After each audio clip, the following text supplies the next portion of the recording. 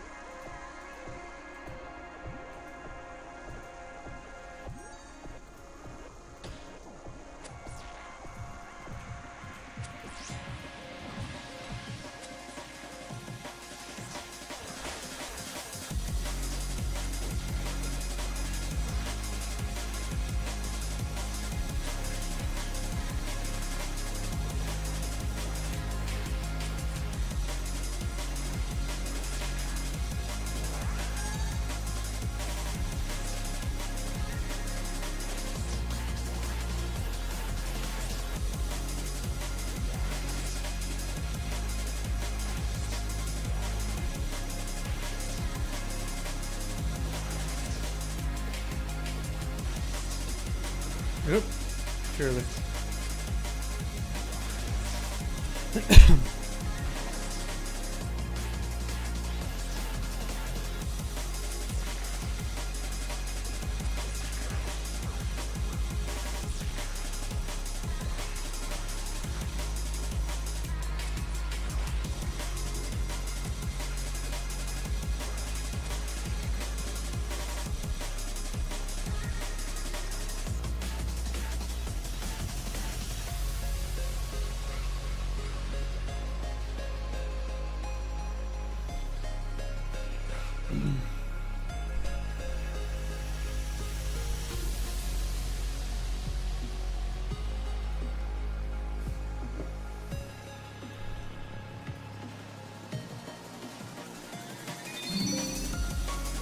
$90. Jesus.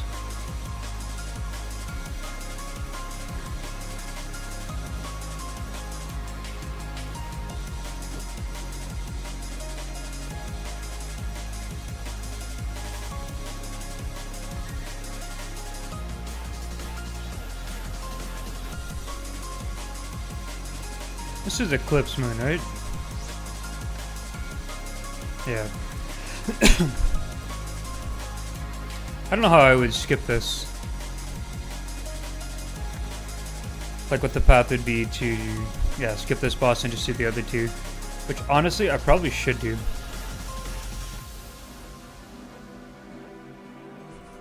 Save some time. 'Cause I don't think it's less chances of getting a piece.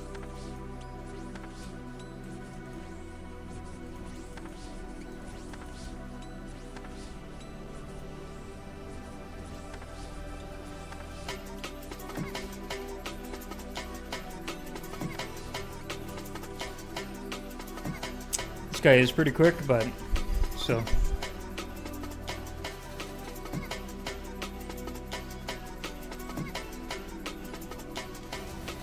I'll try a different path once I'm done this run. See what happens.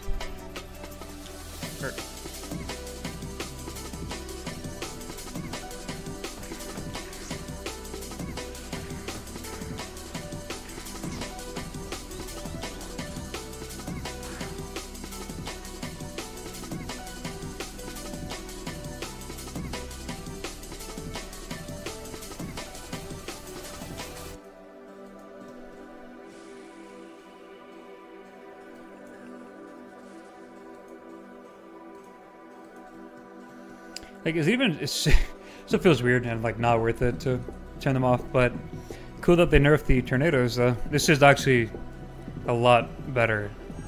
Like you still have to avoid them, but it's not like a clusterfuck like it was before. And I'm talking for like mid-game content or mid-game players.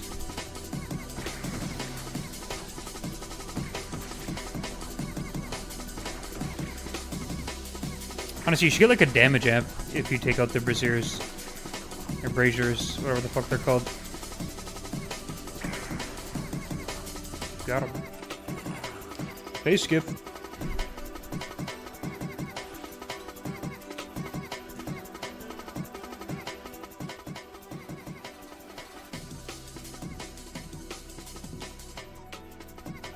Do progressive house instead. Maybe this will be better.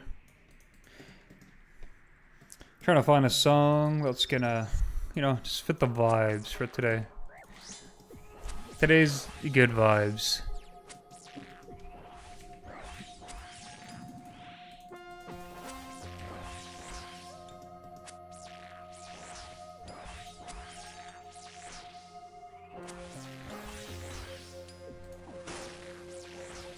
Oh, whoops, what am I doing? As soon as the circle fills up, you click away. Circle fills up, click away. That easy to skip. And not skip, just do the mechanic.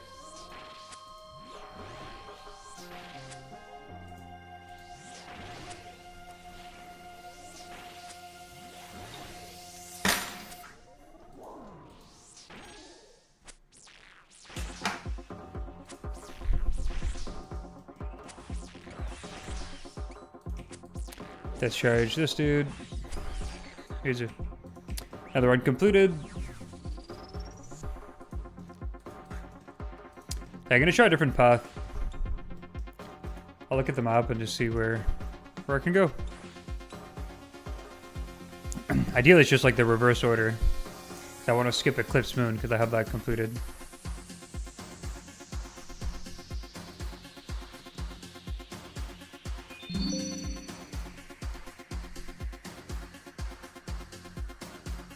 Alright, so this fits me out right here.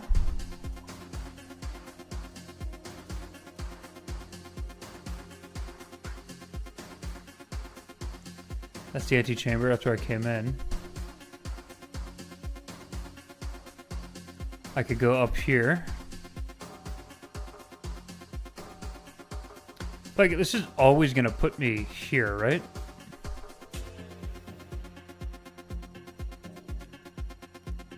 The Blood Moon. Where's the Blue Moon? Yeah.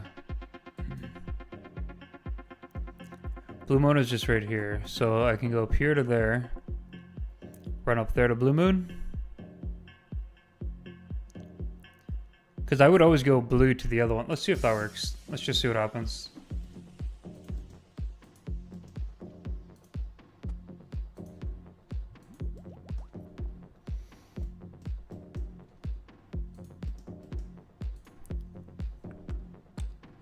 Should have replenished my run energy, but oh well.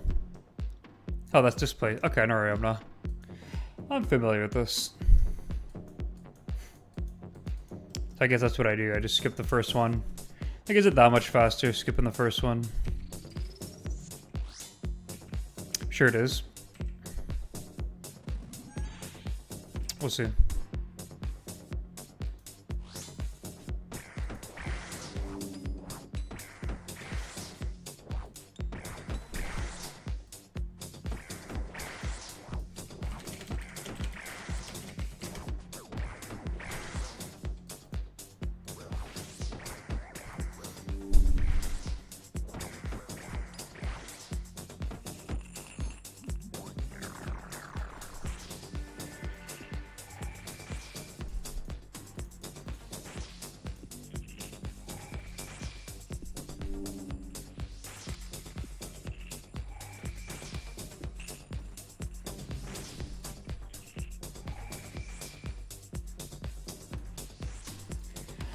Good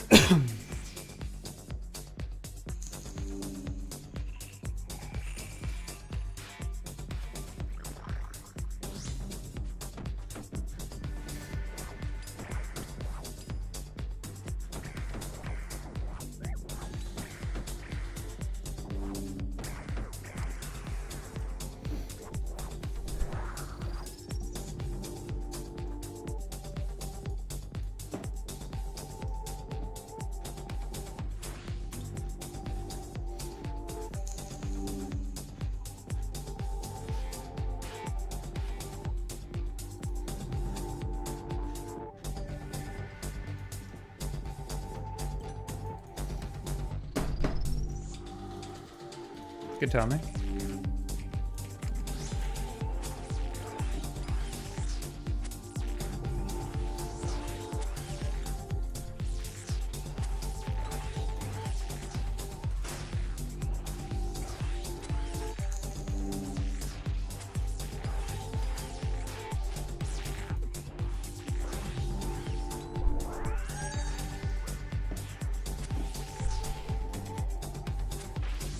Yeah, sure, my mouse disappears every time I mouse over here. I don't know if it's just hard to see or what.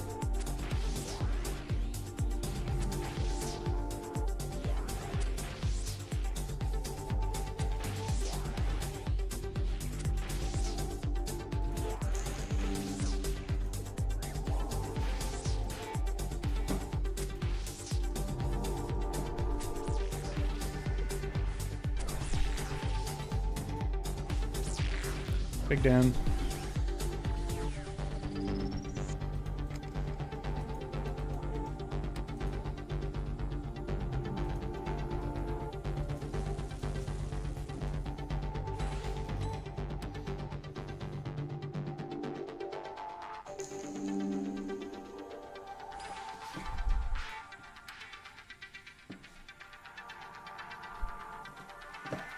Oh, right, I could just return south right here.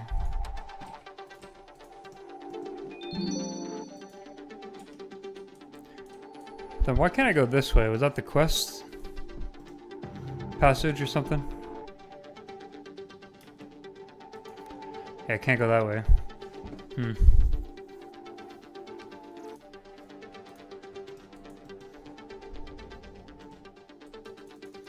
And we're back here. That's right here. Okay. Not terrible.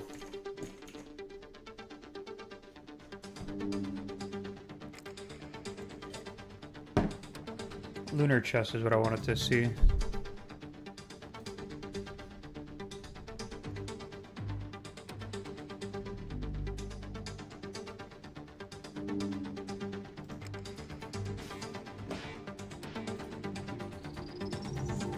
Oh wait, is it better odds? Maybe it is actually still worth killing all three.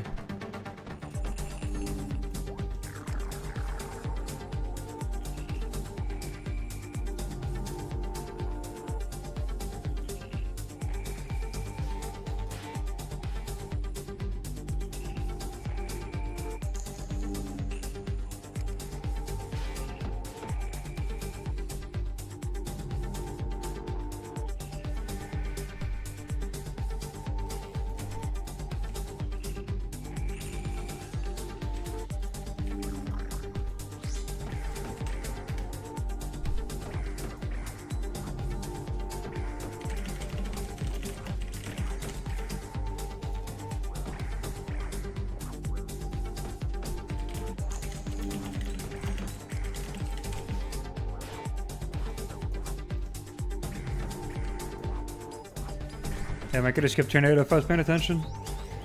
Trying to chat GPT something.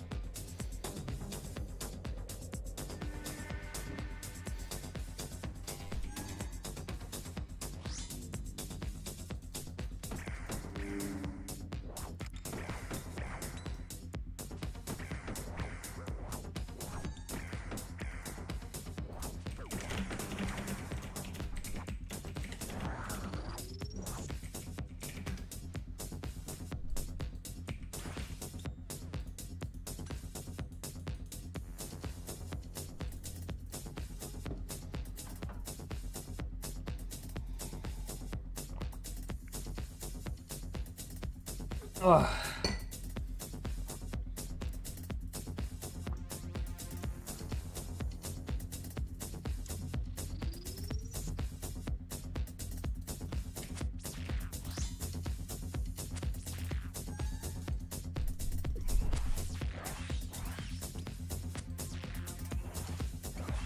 Oh, that's for the standard gear. Never mind. I get it now. I get it. I misread one part of the wiki. Okay.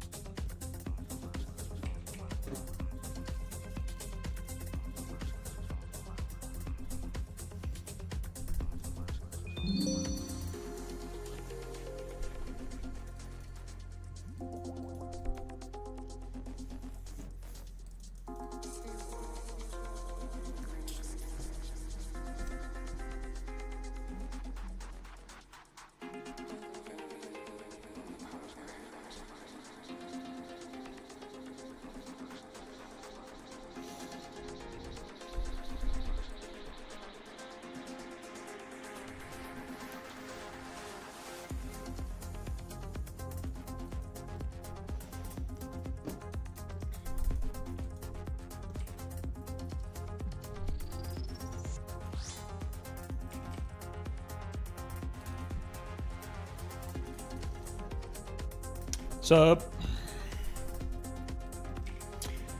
I switched to just killing the 2 that I need. Gonna be fewer supply drops, but that's fine. At this point, I'm good with it.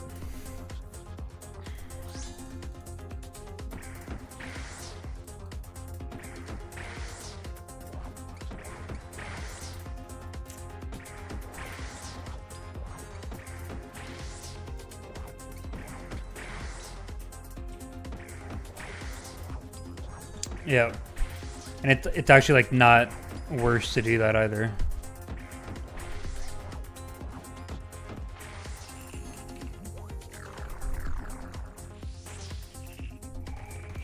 I should speed it up a tiny bit. Oh, you bought them. Nice. You put in the order last night, and then did you get them right away, or did you end up getting them this morning?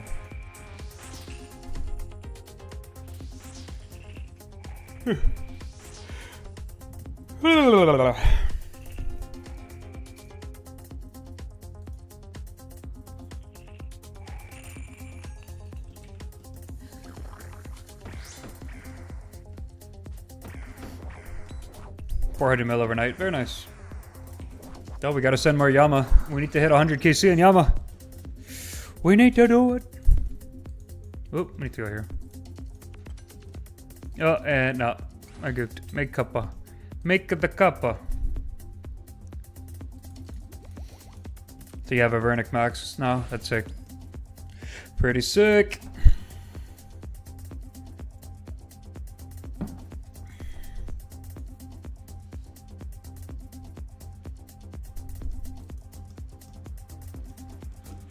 Right.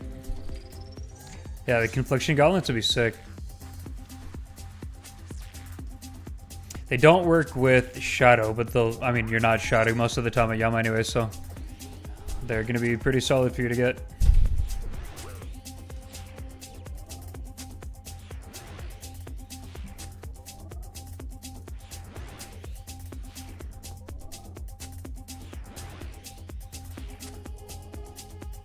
So you do passively get Sunfire Splinters or Sunfire Shards, whatever they're called, from Delves.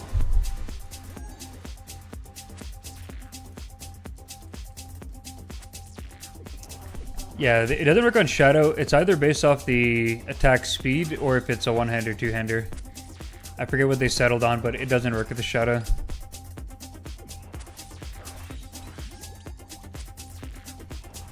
So yeah, Delves also give Sunfire Splinters, which would work towards my quiver. But you don't get too many. So like, I might still buff the quiver beforehand because I will be using Scobo, which will benefit from the completed quiver, right? So, and like any max hit is like significantly, like even more important because of the like, punish phase, I believe. Unless you only melee during the punish phase, that I'm not sure about. So, regardless, I think I'm still gonna do Coliseum runs prior to doing Delves.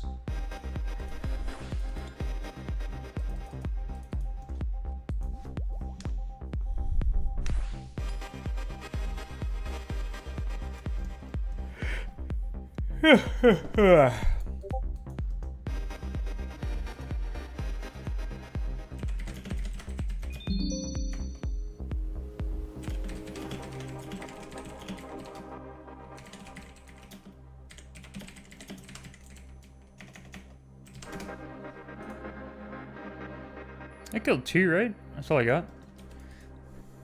Oh well. The percent damage. Yeah. Sorry, I'm talking about the accuracy thing. Yeah. Yep.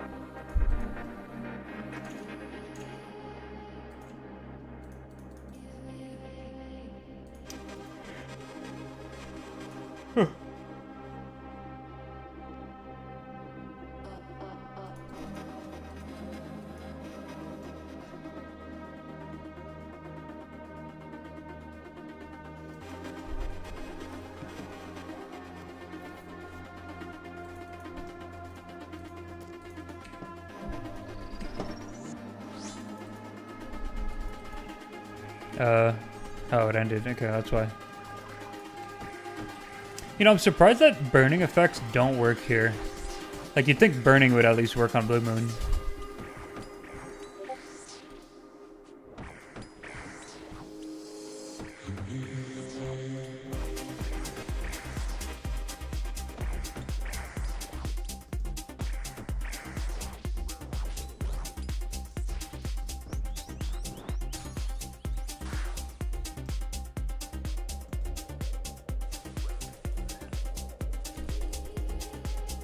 Oh, I...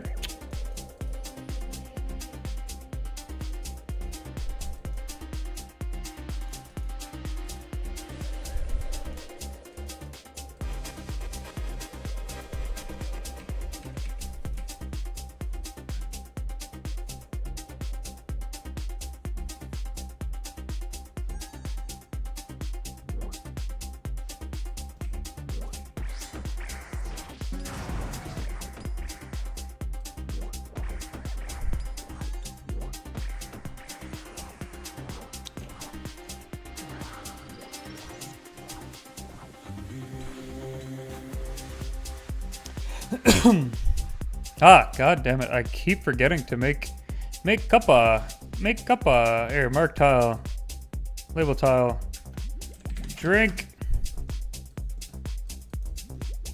There we go. That should help me remember.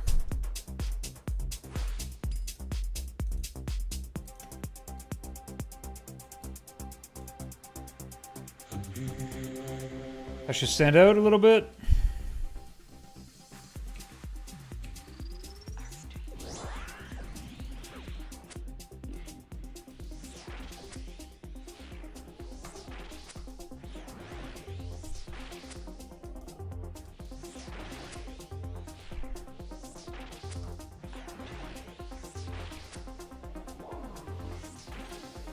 feel like making a Moons guide for people like me. There were no good guides. There's only a 20-minute no monkey guide. And I can make a guide in, like, I don't know, 2 minutes. Well, actually, no, I would show each fight, so it'd be slightly longer.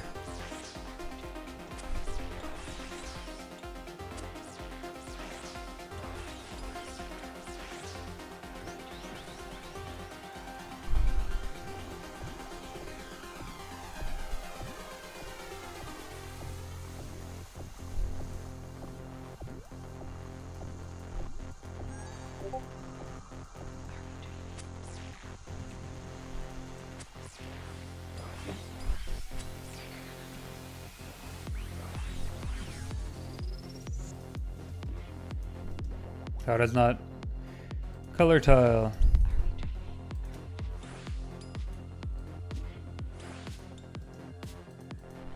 Sure, that pops up. Hey.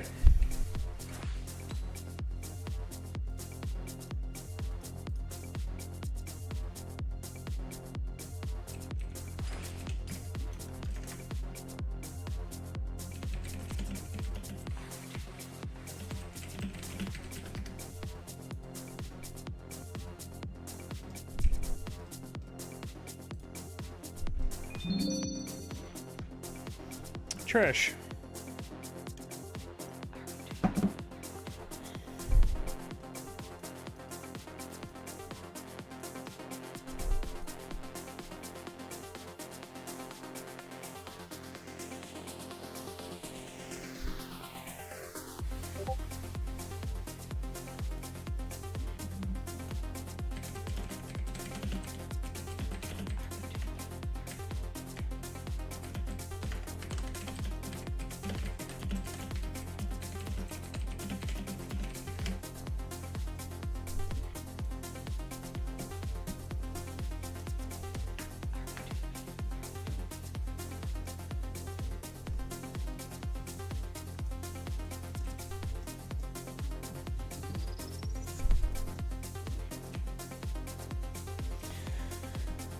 We're chilling.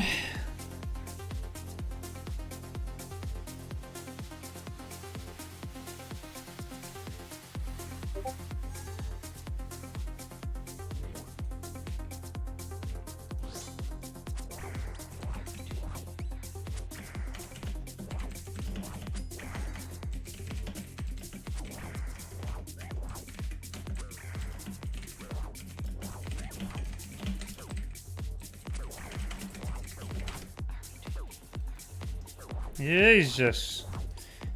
Hey, I was replying to a message. Should have been stepping on the towel. That's my bad.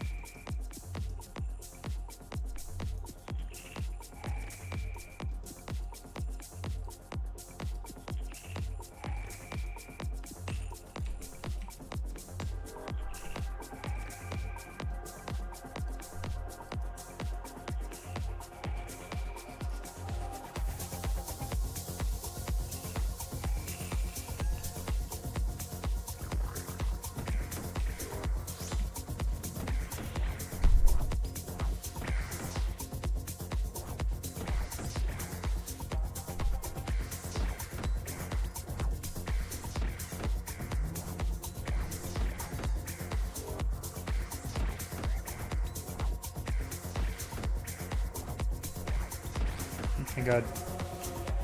Didn't want to sit through another tornado. Alright, it says drink. There we go.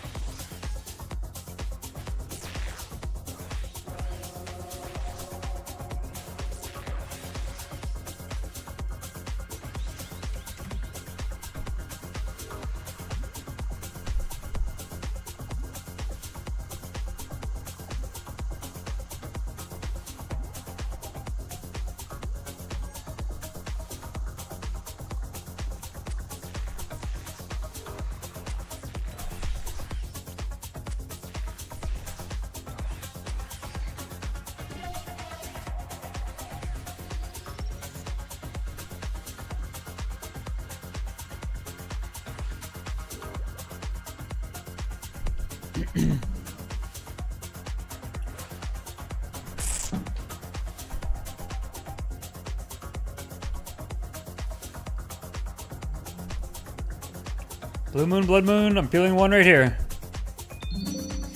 Guess not. Guess not.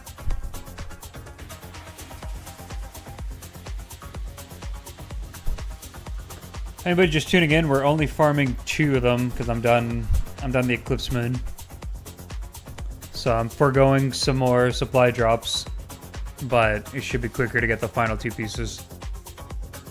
That's the plan. I guess let's catch some more lizards while we're here.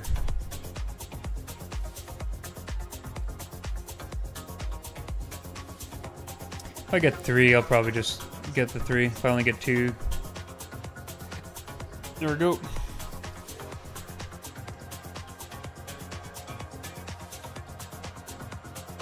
Wait, gotta go up here. Almost rode the wrong way. How's everybody doing today? It's a beautiful day outside. I was just outside with the dog. I was gonna stay out a bit longer, but it got pretty hot and it's pretty dry out. I take the dog out for a nice walk. Finished some work this morning. Finished some client reports, had a client meeting, and then now streaming RuneScape for the rest of the afternoon. Sounds like a pretty good Wednesday. Are we Wednesday today? I think we're Wednesday. Yeah, Wednesday. Gotta be productive in the morning.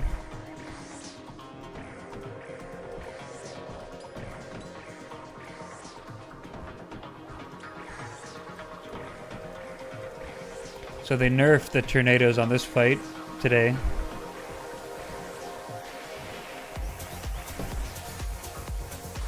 There are definitely fewer tornadoes now.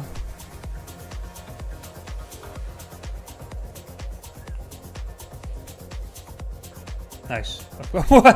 Walking with that one. I know there's fewer tornadoes, but can still easily walk into them. Apparently with them.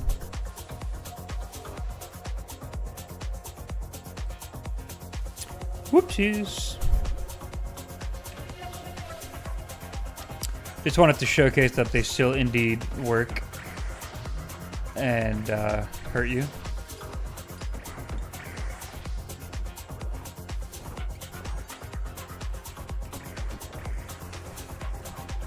It'd be nice if you could change weapons during this transition phase here.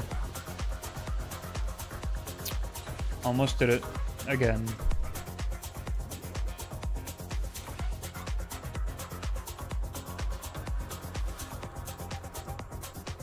There, that'll be my reminder to drink.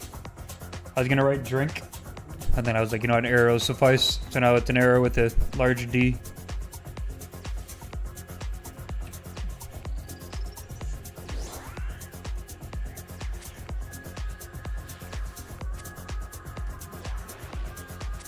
So for this, as soon as the circle fills out the square, that's when you click on it. It phases over.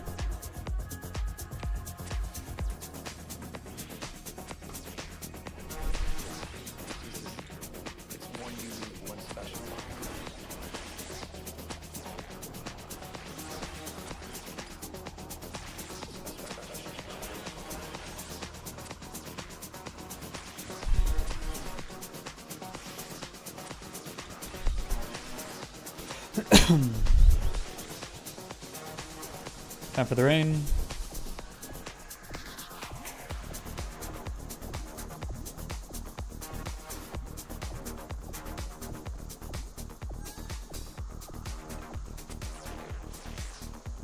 Let's go single Void Waker.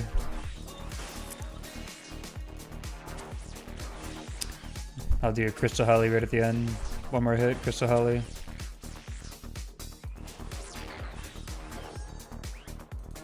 Alright. It's one unique, one special box.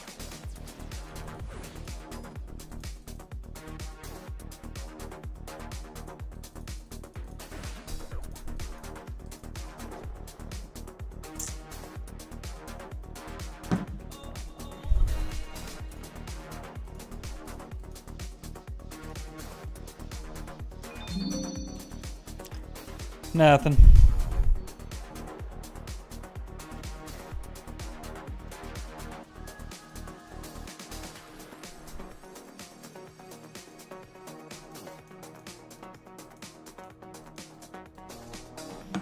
I think I'll make a guide. Maybe I'll do a recording after this. I'll do one more trip. I'm almost out of supplies. Actually, no. When I'm out of supplies, I'll do it. All around the world. It's Just to be a little more efficient. Yeah, Guido Moons. Because, like, I had to watch a 20-minute No Monkey video to kind of understand this place. And even then, people make guides explaining every goddamn ins and outs of the fight. And, like, it's important. But I think it's so much more efficient to get, like, to have a guide that's just like, here's what you need to know. Go do it. And then if you want to know more in-depth mechanics, you can watch the full video.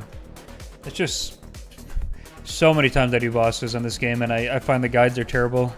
Okay, not terrible, just inefficient for teaching people to quickly get into the content.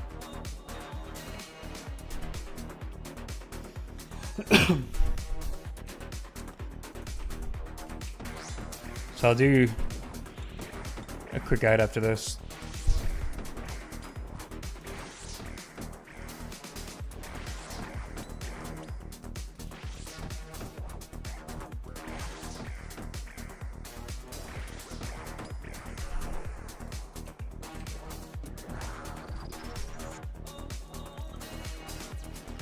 There, my reminder worked for me this time.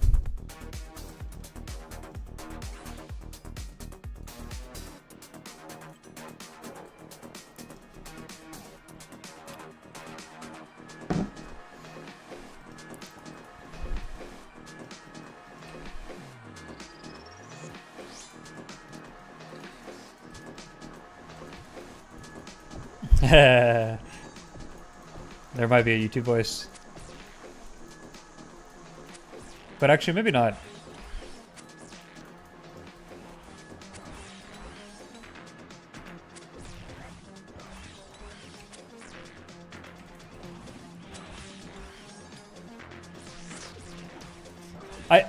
I just don't know if it's different than my streaming voice. That's the thing. Like, I don't know if you'll notice a difference. Oop.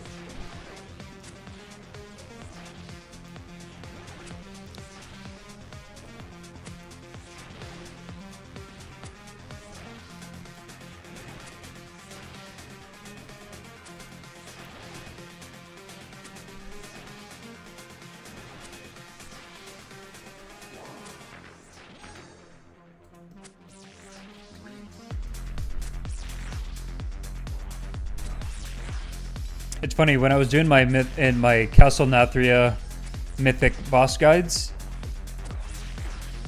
every single pull that we would do during progression, I would record. And I would do a live guide. Which is like the most inefficient way to do it, but I was enjoying it. I found it funny. Because we'd be wiping like 20, 30 times in a row. And I'd be restarting my guide over and over again. It was so funny to me. My voice was shut by the end of the night, but that was my way of doing it.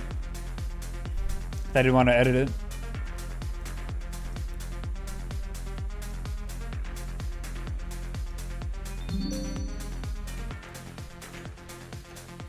Hey. From this video.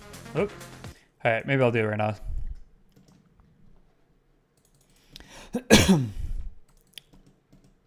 And you know what, let's do a fresh run. Fuck it. Fuck it. This'll be fun for me. Don't need that, don't need that. I think my inventory is all good for this. First boss is this boss. That can go there. There, this'll work. Oh, you know what? I've never recorded while streaming either. And normally I like recording in... Maybe I can change that. Let me see. I want to record in 2K. Recording. I don't know if I can modify this while I'm streaming though. Excuse me. Yeah, I don't think I can mess with any of this. Maybe I'll do it after. Let me see something. Let me try recording. See if it like lags or anything. I clicked start recording, but didn't do anything. Oh, there we go. Yo, what's up, Prod by Jinsu. I think I'm gonna record a Moon's Guide here. Let me just see the quality of this. Test. Stop recording. Videos. What's the date today? The 6th? This should be it. Oh, there we go. Yo, what's up, Prod by Jinsu. Okay, it's not too bad. You need a moon guide? Oh, there you go. Alright, I'm just gonna wing this. I might redo it, we'll see. But you guys will be here for the guide.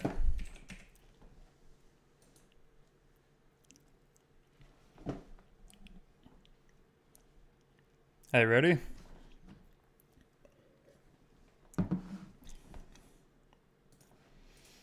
Alright, hey, this is gonna be a quick guide. Is this the YouTube voice? Hey, this is gonna be a quick guide. Not I'm all self-conscious about it. That's funny.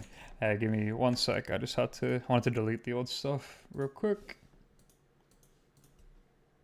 Delete that and delete that. Alright. Alrighty, this is gonna be a quick guide for Perilous moons. Now, a lot of guides on YouTube are around 20 minutes long and explain every single mechanic.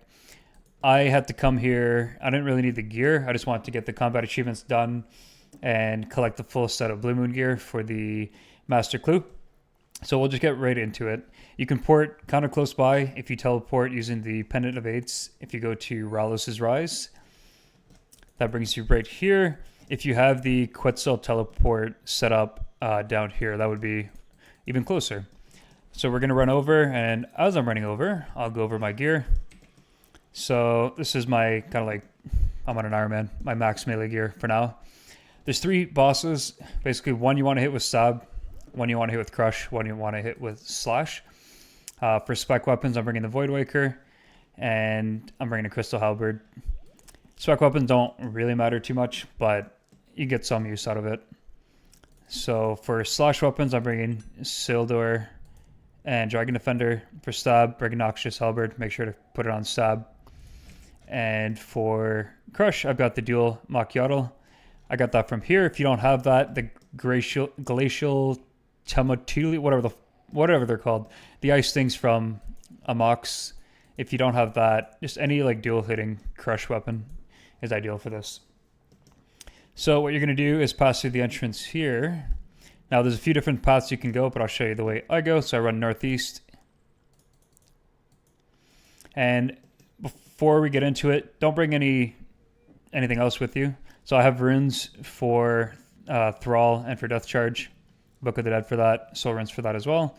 And the rope is to catch salamanders. So one thing to keep in mind, this whole dungeon, whatever you want to call it, Perilous Moons, is kind of like a self-contained activity, meaning you don't need to bring food or potions, which is really cool.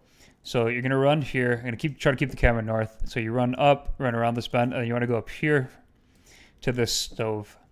So I ran out of energy, but what's cool is you can left click this stove, make Kappa, and that's going to replenish all of your energy. Now you want to click take from Herblore supplies. So this is going to give you pestle and motor if you don't have one on you, so don't bring one. And it gives you 2 vials of water. If you click it again, you only get the 2 vials. So I'm going to grab 8 vials of water. And we're going to click on this grubby sapling. This is going to give us the stuff to make our potions. Grind them up. Easy. Chop the pestle and motor, combine them. Now if you have lower than 99 Herblore, you'll be getting different dose amounts of these here. So you might not get all 4 doses like I'm getting. That's fine. If you're high level, you can be efficient and not get the food right away. We'll just go right into the first boss. I'll show you where I get my food. If you're kind of nervous, you haven't done this before, and you might take some damage, I'll show you where you can get the food before starting. But I'm just going to jump right into it. So you hop down, activate Piety. You want to attack the boss. Okay, we're starting with the special right away. So the boss never starts in like the same phase. You're always joining it like kind of randomly throughout the encounter. So this boss's first special. All you have to do is click in the direction that he appears. Or she appears, or he, I don't know. Doesn't matter. Just keep clicking. He's going to do this 15 times. If you do a lot of damage here, you can actually just skip the whole fight. Okay, we didn't. So you always want to stand on a tile that's glowing like this. You get a few attacks in, and then it's going to switch up here. You can summon a thrall, walk up, keep poking. If you stand off the glowing tile here, you're going to take some damage. I'm going to not kill him just to show you the next mechanic. There you go. As soon as the Tweety birds disappear off your head, control click to walk to this tile. As soon as your true tile gets there, control click to the next one. You're always going to be behind the ball. You're chilling. Here, I'll run a little bit just to show you. Yeah, if you're ahead, you take a bit of damage. Keep going, and then it's going to stop here. And then you have this tile. Oh, by the way, these tiles are all from the tile pack plugin. There you go. Boom. Dead. Turn off Piety. As soon as this boss dies, you get ported to the next area. You can replenish your run energy here. But this is where I wanted to show you how to collect food. So that's why I have a rope. You just click on this rock, click on this rock, click on this rock, click on this rock, and then rustle this bush. 2 to 3 lizards are going to run out. Pick one up, pick another one up, pick another one up. Let's just do one more. Let's get another 2 to 3. That'll last us a long time. Rustle this bush. Take the lizard. Run up here, take the other lizard, take the other lizard. So I'm going to keep going forward. I could go back. This is where you cook the lizards. You just click, cook, cook, and stove. Each lizard turns into 2 to 3 pieces of meat, and they heal for like 30. Now, the food you get in here, it scales off of your HP and hunter, I believe, for the lizards. And then if you catch the fish, it scales off of either your fishing or cooking. I just prefer to get in the lizards. So for this guy, I equip my dual macchiato. Here we're starting right at the start of the fight, which is nice. So just make sure to stay on these tiles. Summon a thrall. Keep smacking. Easy. Keep smacking. Easy. Alright, we're going to get the first special here. She's going to take my weapons. You're going to run over to the one glowing piece of ice. Your weapons are basically frozen in here. Oh, I forgot to drink the potion. By the way, the potion I made, I didn't explain it. It's a super combat plus prayer restore. Or prayer potion. So you break that. And then you can just kind of chill. You can do some push-ups in the middle of the room. Ice might appear under here, but whatever. As soon as this tile shows up, you walk onto it, you keep attacking her. And if you do good damage, like I'm doing, you can skip the next special. But again, I'm just going to show it to you guys. Oh no. No! Okay, the thrall killed it. Basically, the other special, that sucks, but the other special is basically a bunch of tornadoes.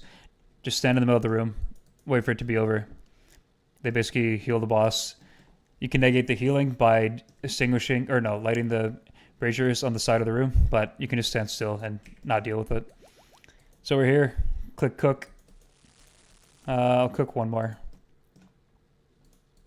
Oh, cook one more. There we go. Then I got food, I got potions, we're chilling. We're going to run east now. Ignore the stuff on the ground. It's just a reminder for me to replenish my run energy if I need to. So now we run into this room. It's the final of the 3 bosses. We want our slash weapons on. Turn on Piety. Run down. Thrall. Perfect. So now we're at the start of the fight. This is the more complicated of the bosses if you don't understand the mechanic, so I'll make it very simple. The first mechanic we're going to get are the Jaguars. You're going to take 15 damage, but then you're going to heal it all back throughout this phase. So I run to the Jaguar that has my tile, and this tile right here is going to fill up with blood. As soon as the circle expands, see it right here? It grows, you just click, and then you click back on the Jaguar. You can go off the sound cue as well, but the visual is a lot easier. Circle fills up, you click. One more time, the circle fills up, you click. Super simple. And then I got this tile that says after Jaguar, so I run over here. Keep hitting the boss. This is where I can throw a special attack. It's Void Waker.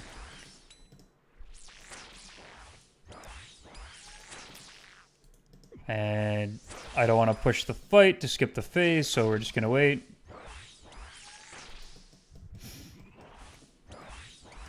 And basically now is going to be the rain phase.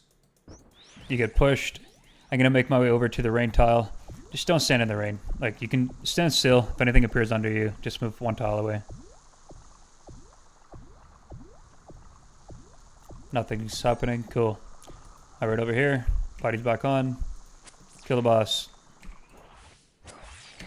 Easy. That's it. You're done.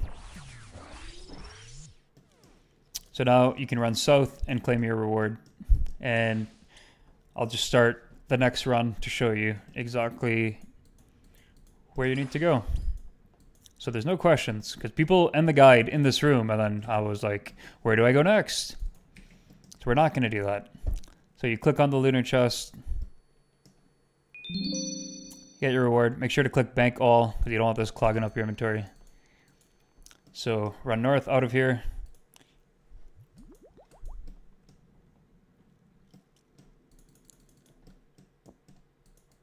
And then, yeah, so you're back here, and you can start the next run by running right into this entrance up here. And that's a full run. Thanks for watching. Hope that helps. See ya. All right, Sinking Hippie. Sorry, I was recording something. I was doing moons right after the update today when I was in the blue moon room. My hammers were in the ice when the servers went down. I thought I'd lost them. Yeah, I believe if you just talk to the Nagua that's beside the chest, you can get yourself back. So I'm assuming that's what you did. So how long was that guide? I might re-record it one more time because I messed up a couple things. But if any of you were listening, any thoughts on it? How long was it? Alrighty, this is going to be a quick 10-minute because it shows everything.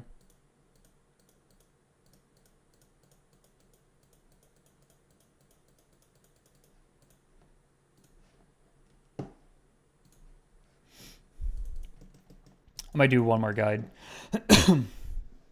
After this. Oh, wait, I'm supposed to be skipping this boss now that I have it completed, but that's fine.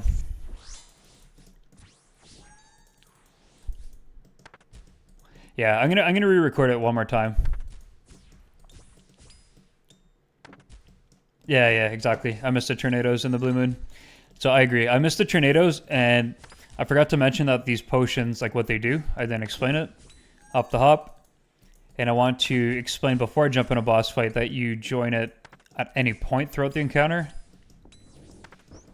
And there was one other thing. Maybe that was it. Oh yeah, and the tile pack. I'll explain the tile pack plugin. I want to show that. Yeah, Moons of Pearl. Boop, boop. Easy. Oops. Yeah, I'll do one more recording after this.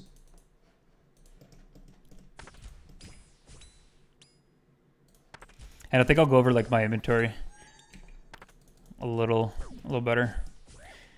All right.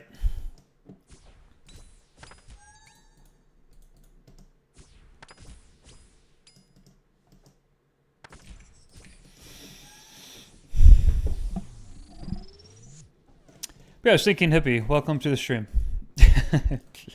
Sorry, normally I'm more, hey, how's it going? When somebody writes a message for the first time, but like I said, was recording.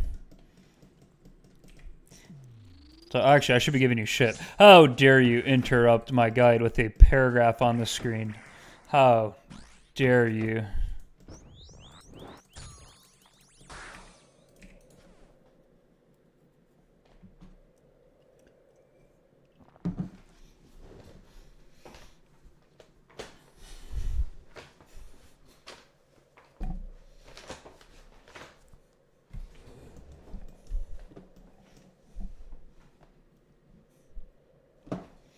Let me see.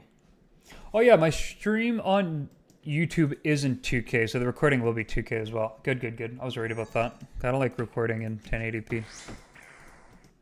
I think Twitch is only receiving 2K. You guys want to hear something completely off topic, but something I found really funny? So I was on a client call this morning, and it's for like a new project, so they wanted me to sign an NDA, which I'm fine. So they send the NDA over, and it has my name on it, but they misspelled my name. So I'm like, okay, if this is like kind of like legally binding, my name should be spelled properly on it. So I tell them, I'm like, hey, I have no issue signing this. I just want to point out that my name is, there's a typo in my name. If you guys fix that, I'll just send it over and I'll sign it. And then they reply in the email pretty quickly, and they're like, oh, hey, my name. And then they misspelled my name in the email. They're like, we're very sorry about that. Please see the updated and corrected NDA. And then they forgot to attach it. I'm like, oh God, these people. That just killed me. When they apologize for mistyping your name, and then they made a different spelling mistake, which was the funniest thing. And then forget to attach the NDA to the email. God, I died of laughter.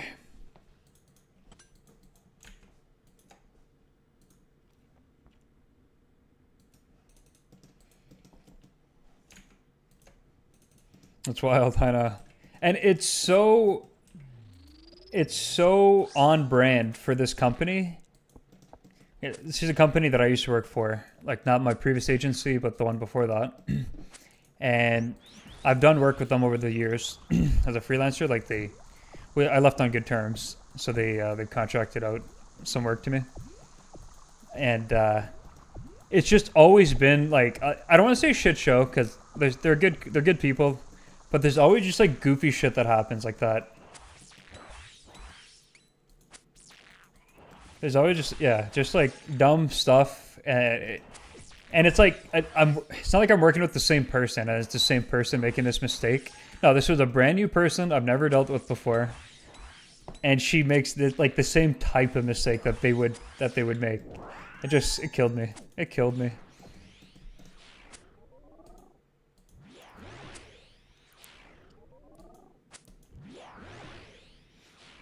A different spelling mistake, so they didn't even copy and paste the original mistake. Yeah, exactly. Like, they incorrectly spelled my name in the NDA, but then I think she was typing the email quickly and she just forgot the last letter of my name in the greeting of the email, which like it's whatever. I don't care. It was just the timing was hilarious. I mean, for the NDA it matters. Like on a contract, you want everything to be legit. But then the email, she's apologizing and makes a mistake. Man, that made me laugh. All right. I'm just going to record the guide one more time while it's fresh in my head.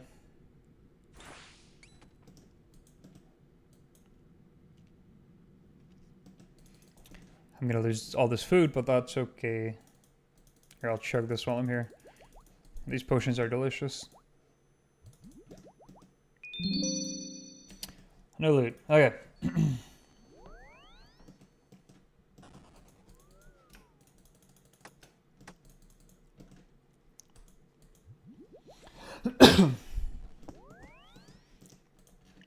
All right, time to record the guide.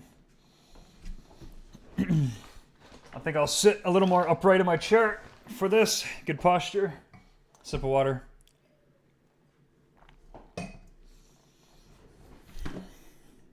All right. 3, 2, 1. Hey, this is going to be a guide for the Perilous Moon bosses. I see a lot of guides on YouTube that are like 20 minutes long and go over a whole bunch of unnecessary information. If you're somebody like me who just wanted to watch a guide to get into the combat achievements and collect the full set of the Blue Moon gear for the Master Clue Step, this is going to be a guide for you. Now, other guides will go more in depth on maybe specific ways to min-max this, but this is just a guide that'll help you get into it right away. So I'm wearing max melee gear. There's 3 different bosses. One boss is weak to stab, so I got Noxious Halberd for stab. One boss is weak to slash, so I got Blade of Sildor, and one is weak to crush. I got the dual Macchiato. You want dual hitting weapons with crush. So the Glacial Tomatillos, that's what I'm going to call them, Glacial Tomatillos from Amox is another pretty good alternative until you get these. So my inventory is going to look like this. I've got a spec weapon. I brought Void Waker, throwing some specs. I got Crystal Halberd. You'd be fine with just bringing Crystal Halberd. The bosses are immune to fire damage, so don't bring anything like Burning Claws. I've got the Construction Cape just to teleport the house. You don't need to do that. That's just if I want to bank after I'm done a run or multiple runs. I'll come back to the pendant in a second. I've got the Divine Rune Pouch and Soul Runes to cast Thrall and Death Charge. Book of the Dead for that as well. And then the rope is to catch salamanders in there. Now keep in mind that this minigame, or bossing, whatever you want to call it, is self-contained, meaning you get food and you get potions in it. So the food just heals you, and then the potions you make restore your prayer and or act as a super combat. So you really don't need to bring any supplies. So to get there, I'm going to teleport using the Pendant of Eights. I'm going to click Ralos Rise. If you don't have that, I believe there's a Quetzal spot just up here somewhere, and you can build another Quetzal spot down below. Now, while I'm running into the dungeon, I'll go over one quick thing. So if you have this plugin called Tile Packs, it might be in the plugin hub. I'm not sure, but whatever. You can find it. Called Tile Packs. Type in Moons. Moons of Peril will show up. There'll be a bunch here. So maybe make sure I'm running to the dungeon. You got Moons of Peril. Just click the plus, and then the tiles will appear. Easy. And Discord message, we're leaving that in. Oh, gee. My brother. Oh, God. Why is my brother messaging me? Hey, it doesn't matter. We're running over to this, and I'm going to go over a few things. So like I said, each boss you have to attack with a different attack style. But besides that, the one unique thing is the boss fight is always going on because there's other people killing it. So you're going to be joining the fight randomly, kind of like throughout the encounter. But you only have to do 500 damage to the boss to progress to the next boss. Now, each boss has 2 special attacks. And other than that, it's pretty straightforward. You're basically just auto-attacking, standing on a specific tile. So I'll go over that when I get into the room. So as you run here, you're going to run northeast. And before we get into the fight, I'll show you guys how to collect the supplies or the resources to do the fight correctly. Or not to do the fight correctly, but to keep yourself alive. So run north, then you're running east, and you're basically running to this thing up here, this little stove. So if you click on it, and you're also never going to run out of run energy while doing this, except maybe running here. But if you click on Make Cuppa, the first option here, Make Cuppa, you get a tea, and replenishes your energy. Cool. This box, take from it. I've got Herblore first. I reordered the menu. If you click it once, you get a piston motor and 2 vials of water. Click it 3 more times. You want 8 vials of water. And then we're going to click on this grubby sapling. 1, 2, 3, or it just does it automatically. Get 8 of them. Use the pestle motor on these grubs. And then combine this with the potions. Or sorry, the vials of water to make the potions. If you're not 99 Herblore, some of these might be 2 dose, some might be 3 dose, but because I'm 99 Herblore, we're good to go. So now you can run through this tunnel right here to the north to get the food, but if you're 99 HP, you're not going to die on this first boss. So I'll show you both methods, but basically when I'm running here, I'm just going to run into the first boss right away because it's more efficient to get the food after the first boss. So there's 2 specials, like I said. First of all, you want to stand on this glowing tile. and it's going to change after the boss attacks a few times. So I'm stabbing, I'm praying piety, I'll thrall. So first special attack, you get ported here. As soon as the birds disappear, you're going to control click to this tile. Just stay behind the orb. And then the timing is as soon as your true tile reaches the corner, click on the next corner. So simple. Immediately click. You're going to do a full cycle around. Click again. And then it's going to disappear here. And then you're going to click on this tile. It's always the same pattern. That's why this tile is labeled as after orbit. So after the orb orbits, you just come here and then you keep attacking the boss. Move to the next tile, attack. So it's, you stand on this first tile, then you move to the 1, then you move to the 2. So I'm taking a lot of damage here. Defense bonus goes a long way on this fight. So if you're taking too much damage, you can always bring a shield. So this is the second attack from the boss. As long as you're clicking in the direction of the boss, you're going to keep hitting it and you're not going to take damage. Nope, I clicked late. Boss is almost dead. Keep clicking, keep clicking.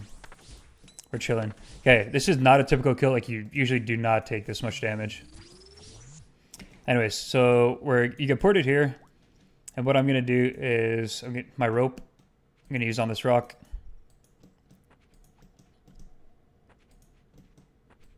And then you rustle this bush. And then some lizards are going to run. Sometimes you get 2, sometimes you get 3. Each lizard is going to convert to like 3 pieces of food. Based on my lizards scale off of your HP and hunting, I believe. Whichever is lower, then it does like some math formula. Blah, blah, blah. It doesn't matter. They heal a lot. Alternatively, you can fish some fish in the first room.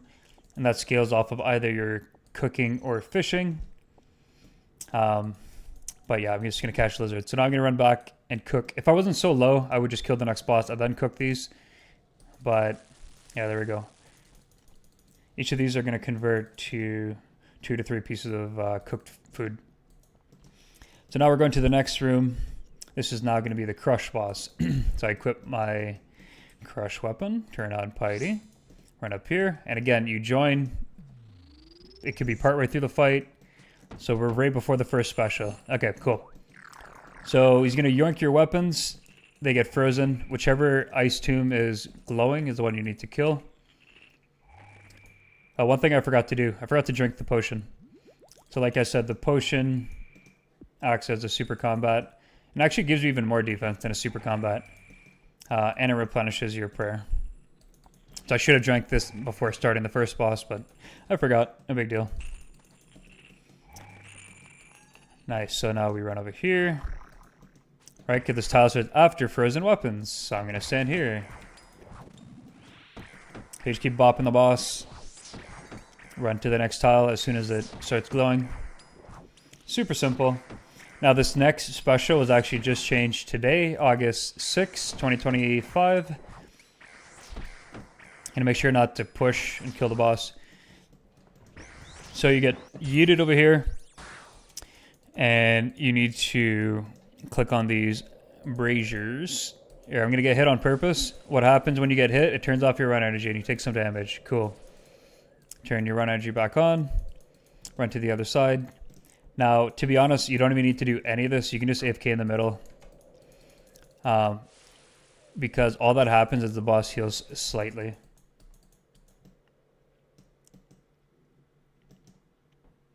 So you come back to this tile.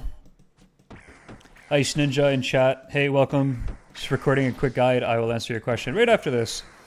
Cool. Boss is dead. Yeah, I can eat some food. I can do this.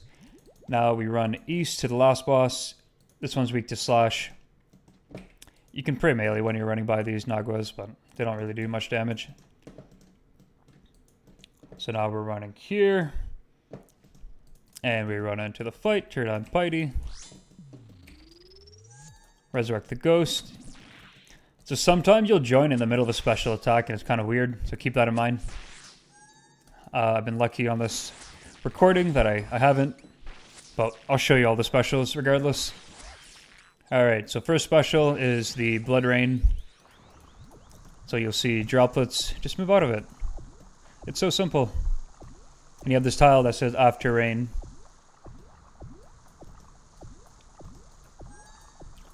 And you stand here as soon as the rain is done. Easy. So this is the boss that I like throwing my specs on. Because my specs are like slash related. They're more accurate. Alright, I don't want to push the boss, so I'm going to stop attacking so I can show you the last phase. Or the last special, rather. There are going to be these Dragors that spawn. You run to the glowing tile. Immediately, you can attack it. And as soon as the tile behind you fills up, you click on it. Then you click back on the Jaguar. Circle expands. And the timing is just that. Circle expands to fill the square, and you click. And then you click back. There's also the audio cue. You hear that? Woo woo woo woo woo. Now, I used to go based off the audio cue, but the visual cue is also pretty easy. So now I run to the tile that's marked After Jaguars, attack the boss, about to die, and it's just that easy. Cool, boss is dead. That's a full cycle. Now you can, make some tea if you need it, but you don't have to. If you're full of run energy like I was. Then I run south. Run through the Naguas. This is where you go to claim your reward. Then I'll show you where to go right after that to start a new run. This is all, like I said, self-contained, so you don't really need to bring any supplies. Super nice. You run here. Click claim lunar chest. You get your reward. Then you click bank call. Don't put it in your inventory. Then your inventory is going to be all clogged up. So you run north. Then you'll notice you're back in that first room. And to start your next run, just re-equip your stab weapon. Run around the bend. Run back through here. There's a fly just flew around me. Cool. And you're back to the first boss. It's just that easy. So if you have any questions, leave some comments on the video, and I'll be sure to answer them. Peace. Alright, Ice Ninja, hey, welcome to the stream. Maybe a weird question, but how do you get your game to run it so smoothly? Is it a RuneLite plugin by chance? So, a couple things. Robert answered one of them. First thing you want to do is make sure you have the GPU plugin enabled. So, I have it set to my FPS target. First point, you want to click Unlock FPS. Without that, the game runs like capped at 50 FPS, so it all looks like shit. Click Unlock. My monitor is 240 hertz, so my refresh rate is 240. So I set the FPS target to 240. Super simple. You go back, and then I also have animation smoothing on. Because without it, like you see it's a little more choppy when I'm walking around. We turn that on, and all of a sudden, it's more smooth. You'll notice it more when I attack, but that's basically it. So was that guide better? I made a few mistakes on the guide. Not mistakes, but just like I stuttered on a few parts and randomly got a Discord message.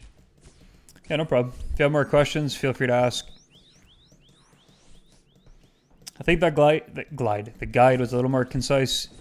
I did take quite a bit of damage. The only thing I might, if I record it again, it just show people where to catch the food before starting the first boss, because I got kind of low on the first boss, which is kind of scuffed.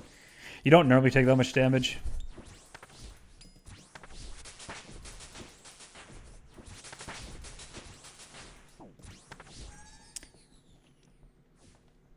I think the guide is good, and taking damage is good because it shows that with mistakes you can still do it. Very good point. Very, very good point. Yeah, there's nothing worse than watching a guide. I remember watching Coliseum guides, and the people would get like the luckiest spawns, the best RNG, and you're like, okay, this is not realistic. That's pretty funny.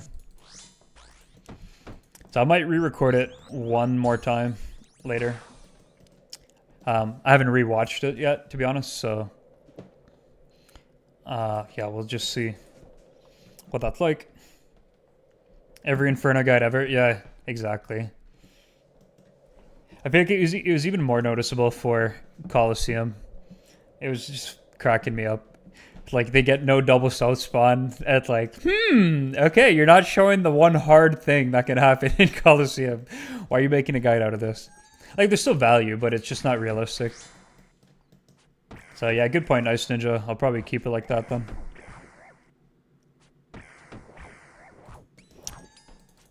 Alrighty, so I might go back to just killing 2 of the bosses. Dude, how are people just keep leveling up around me? I have Entity Hider on hiding everybody else. But we're hearing people level up, which is kind of funny. Like Blob Mage slash... Like Blob slash Mage Saint Pillar spawn. Yeah. Yeah, you can get some very bad luck in the Inferno or Coliseum, and most guides won't show it. Some guides will, and those are the high value guides. Honestly, the wiki had a lot of good information for Coliseum wave spawns. But those don't help you until you're behind the pillar and like the wave is already basically like solved. The hard part is like when things are not going to perfectly line up behind the pillar and you need to do stuff before you have a second to think.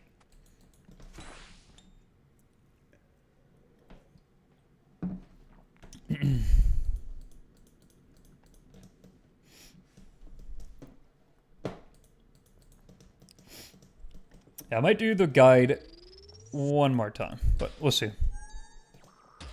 Oops, we're in rain phase. I am blind. But Trev and I need to go back to Inferno. Yeah, you do. I think the way you worded it, going back to Inferno, almost makes it sound like you have completed the Inferno. But I don't think that's the case, my guy. I just like giving people shit about the Inferno. I'm no Inferno master by any means. You know, actually, there's nothing wrong with how you worded that. I just like giving you a hard time. Yep, exactly. At least you're not a Max Cape Cheesecake, or Max Cheesecake.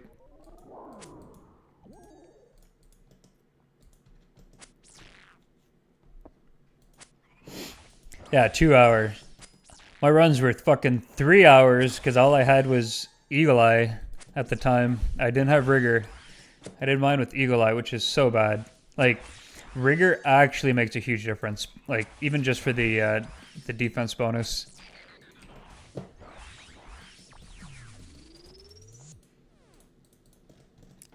Anyways, so yeah. I'm gonna go back to just killing 2 of the bosses. Because I've completed the Eclipse boss, and I only need 1 piece from the last 2 bosses. Excuse me. But we're about to get a piece right here. Actually, it'd be really cool if I got a piece on the guide.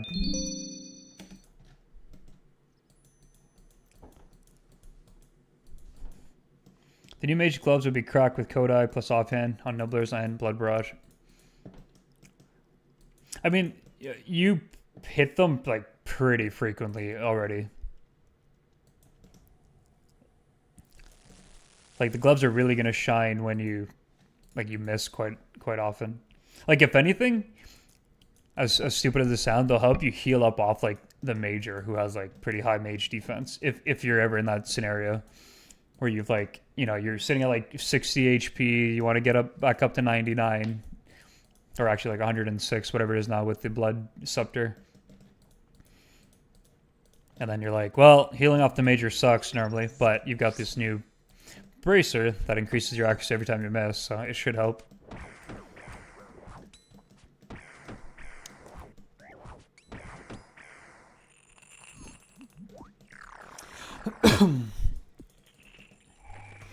But yeah, considering I started Moons 3 days ago, and I've gotten most of the items in like 3 days, I've had some pretty insane luck here.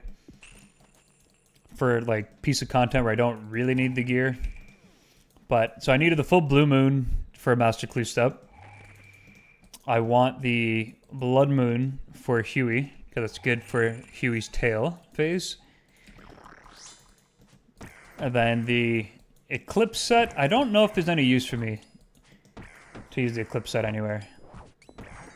But if I'm being honest, I might, like for TOA, I might, even if it's like slight downgrade over bringing in like an 8-way swap, just to like simplify my swaps in TOA, I might actually try that gear out. We'll see though. I'm sure we'll find some places that it might be useful at. Like the Eclipse set, is it only range bonus? Oh no, that's the one that it scales off your range accuracy and your melee strength. That's what it is. But I'm using Crystal anyway, so probably no use for that. If anything, I'm gonna replace like Bandos and Arms with like Blue Moon. That would simplify those swaps. So maybe I do that. But also, maybe I don't do that. We'll see. Oh, why am I slashing this guy? Not paying attention.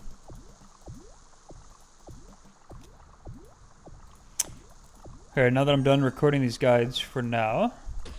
Oops. I can re-enable the music.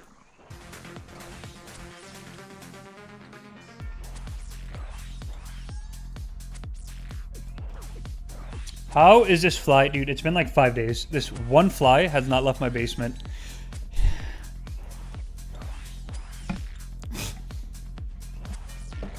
Like, I don't even know if flies could, like, live this long.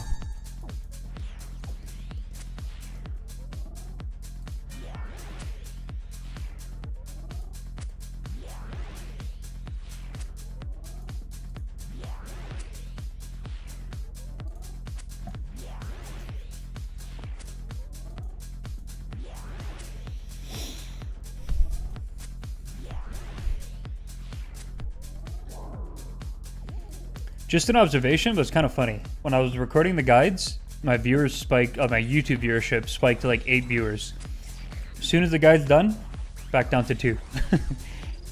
Now, I don't know if viewership, like, I don't know how it works on YouTube specifically, but...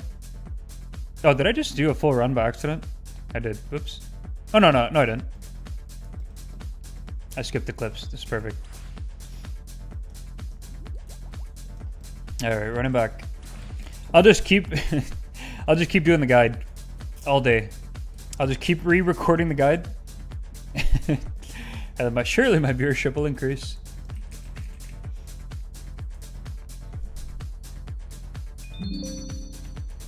Bad loot. That's okay.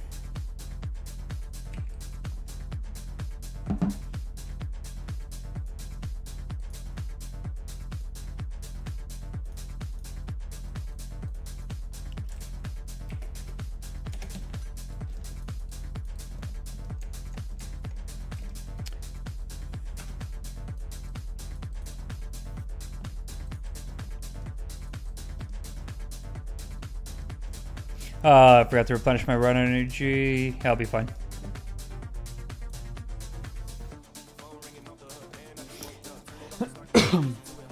Alright, I'll record another guide after this.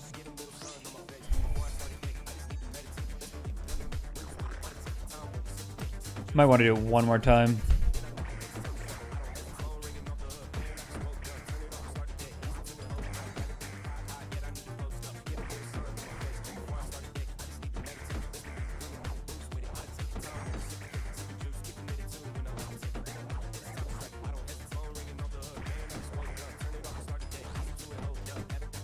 Oh yeah, did I have a YouTube voice, Robert? Or is it pretty much the same as when I stream? And I think when I'll show this, I'll just tell people. Now it's probably better if I show lighting the braziers. Yeah, I'll still show it just so people see the mechanic. But yeah, you can easily just stand here AFK.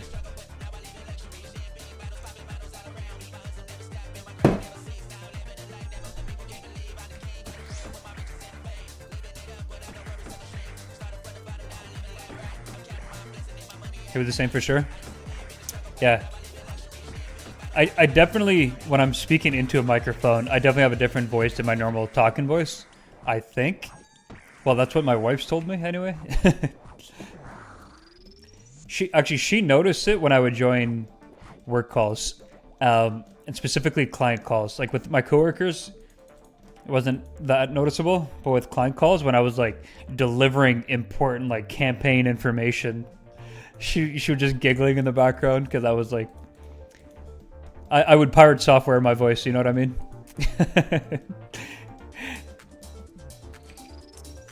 Like I would speak more slowly, but I think when I was delivering the information, it was more like this. I would try to make sure to emphasize the right information. Yeah, as you can see, like your click-through rate has increased exponentially in the past month, which has led to more return on your ad spend, like a higher return on ad spend. Like kind of speaking like that. How do I feel about pirate software? I think like most people, I saw his YouTube shorts initially. I was like, oh, this guy seems like a good dude. And then, I didn't really consume much of his content other than the short that would pop up. I think in a vacuum, his YouTube shorts were fine. But then as people kind of started to point out, he was very narcissistic and like holier than thou and just had the answers to everybody's problems. Oops, I'm using the wrong weapons. Which obviously is not a great thing. And then the whole thing with WoW, basically where he goofed in the hardcore run and got somebody killed. he didn't get somebody killed, but he didn't help save them. But then he like doubled down and tripled down that there was nothing he could do. Literally all he had to say, and I'm repeating what everybody said about this topic, but all he had to say was, you know what? In the heat of the moment, I goofed, I panicked, I could have saved you, I could have managed him, I could have done X, Y, Z. Yeah, man, I'm so sorry that your character died. I fucked up. That's all he had to say. All he had to say, and everything would have blown over. Yeah, people in these like tense situations in hardcore WoW, some people are going to lock up. Some people do fine under pressure. Most people don't. But he tripled down on there's nothing I could do. So, yeah, he exposed himself a lot, which was funny. All right, is it time for another guide? You know, I'll just do it when I need to resupply up. I'll be a little more efficient.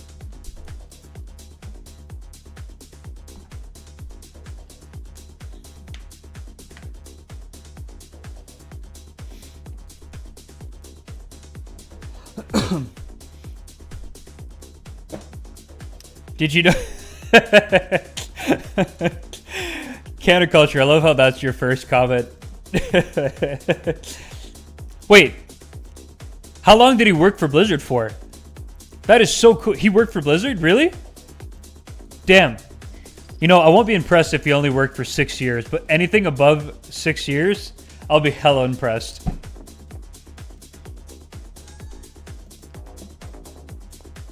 And you know what? If he was a first-gen employee, that's just whatever.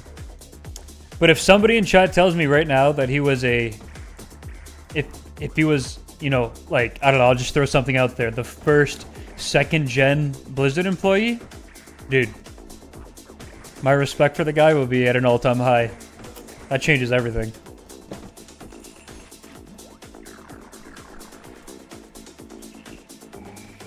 But you know what? I don't think anybody in chat can be able to confirm that, because I don't think that's something he definitely doesn't repeat that often on his stream. I think that's just like a little hidden tidbit of lore that only the most dedicated viewers may have found out about him. Did you guys see the Meat Canyon video of him? That shit cracked me up. But you know, all that aside, and like it's me speaking here, let me mute everything so I come across very clearly on this topic. And this is not because like I'm streaming right now and I wouldn't want this to happen to me. But I'll say, and this is like, I'm being fully honest here. I'm really not a fan of people like super like. Okay, you can clown on somebody, but like to continuously clown on somebody, even if the person is at fault, even if the person is doubling down, tripling down, just really not a fan of like demonizing somebody. If somebody does this to themselves, just stop watching their content. That's the best way. Like if their viewership tanks, that's just to me the appropriate behavior. I think it's extremely like toxic for people to go to this length to demonize somebody. Because at the end of the day, yeah, he's narcissistic, and you know whatever other adjective you want to label him with. But everybody can learn, and if people are just like shitting on him constantly, some people don't necessarily learn from that, and I don't know. There's just different ways of approaching it. And this is not me trying to be holier than thou and telling you guys not to clown on him, and obviously I just clowned on him by kind of being sarcastic with the comments I just gave. But just in general, I think people take it always like one step too far. But anyway, that's just I don't know if it's necessarily a hot take, but kind of just sucks that some people are like, even if it's their own fault, you kind of just get this image, and it's just like almost impossible to fix your image. I think people just latch onto things a little too much online. I think that's what I'll say. Sure, people forget about things quickly too online, but yeah, it just seems a little too much sometimes. Anyways.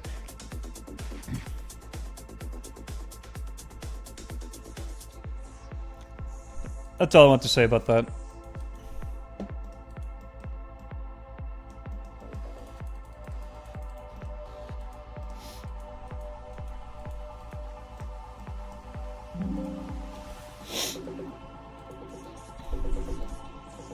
Alright, I think I'm going to record the guide one more time.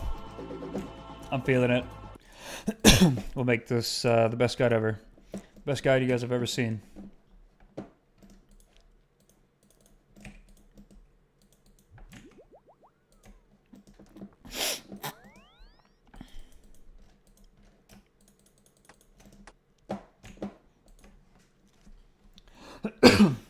All right.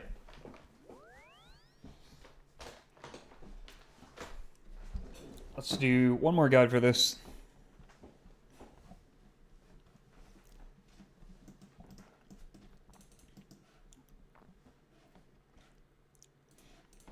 Hey, welcome to my guide on the Perilous Moon bosses. If you're like me and you just wanted to kind of find a guide on YouTube that's pretty much right to the point, and not have to watch like a... You know, that intro was scuffed. I'm going to restart that intro. I feel like if you get a bad intro, the rest of your video is going to suck. All right, one more time. Hey, welcome to my guide on Perilous Moons. Most guides on YouTube are like 20 minutes long. I'm going to try to make this guide as concise as possible. If you're like me and you wanted to find a guide that basically shows you how to do this as quickly as possible, so you can get some combat achievements done or try to collect the Blue Moon set for Master Clue, yeah, this will be the guide for you. So you're going to bring your best melee gear. There's 3 bosses. I'm off camera. There's 3 bosses. One you need to kill with stab. So I got the Noxious Halberd on stab. One with crush. So I've got the dual macchiato. You want a double hitting weapon. And I got a slash weapon for the other boss. For spec weapons, I'm bringing Void Waker and Crystal Halberd. You're fine with just bringing the Crystal Halberd. So I'm going to bring a construction cape to teleport to the bank. Now, mind you, this whole boss event is self-contained, so you don't need to pour it out to like rejuvenation pool or anything. You're going to get food in the minigame, and you're going to get potions in the minigame as well. I'm going to bring a pendant of 8 to teleport to Perilous Rise to get to the minigame or boss area. If you don't have that, you can use the Quetzal teleport. I'll show you that in a second. And then I'm going to be on the Arceus spellbook to be using Thralls and Death Charge. So I have the runes for that in my pouch, as well as soul runes here. I've got Book of the Dead for that as well. And I'm bringing 1 rope. You can get a rope in the minigame, but I like to bring the rope with me just to save a little bit of time. So we're going to port there. I'll show you guys where to go. So you just run south. Again, there's a Quetzal teleport at the top here, or there's one actually even closer down here if you have it built. I don't have it built, so this is where I port. Now, as I'm running there, one quick note, open up the plugin hub and get the tile pack plugin. These plugins are actually really solid for this boss. So all I'm going to type in here are moons. And then if you haven't enabled it, there's going to be a little plus sign. You click on that. Boom. Oh, you know what? My camera is blocking this. I just noticed. Wait. There we go. Top right corner. You see it? Easy. All right. So we keep running north. And one thing to keep in mind with these bosses, you're going to be joining them always kind of like partway through the fight. It's never like you're not joining the fight and it's the same like phase 1, phase 2, pretty much how every other boss in the game works. These are constantly like alive and fighting people. So you're going to join pretty much partway through the fight every time you pop in. Each boss has 2 mechanics. Okay, we're going to talk to account check, get a lamp, and put it on agility, and keep going. Cool. So run northeast. We're going to go through this entrance. Before I get into the boss mechanics, I'm just going to show you guys how to get the supplies that you need for this. So you're going to run north, and then east around this bend, and we're going to run up here to this table. You'll probably remember this from the quest. And you click make kappa, that's going to replenish your run energy. And basically from this point on, you're never really going to run out of run energy, so don't worry about that. And then what we're going to do is click on this crate to get the herblore supplies. First, let's just get our run energy. The herblore supply option is like near the bottom, but I reordered it. So click on it 4 times. The first time you click on it, you're going to get a Pesto motor, and then you get 2 vials of water. Every other time, you just get more vials of water. We're going to collect 8 grubs from this sapling, and then use the Pesto motor on these. Then use the paste on the vials, and you're good to go. You're not going to necessarily create always some 4-dose potions. I'm 99 herblore, so I'm going to get, I'm pretty much guaranteed always getting 4 doses. So I'm running north to get the food for this minigame. Once you get used to this cycle, there's a more efficient, I guess, time in the run to get this food. But if this is your first time here, you're obviously going to want food going into this so that you don't die because you're learning the fight.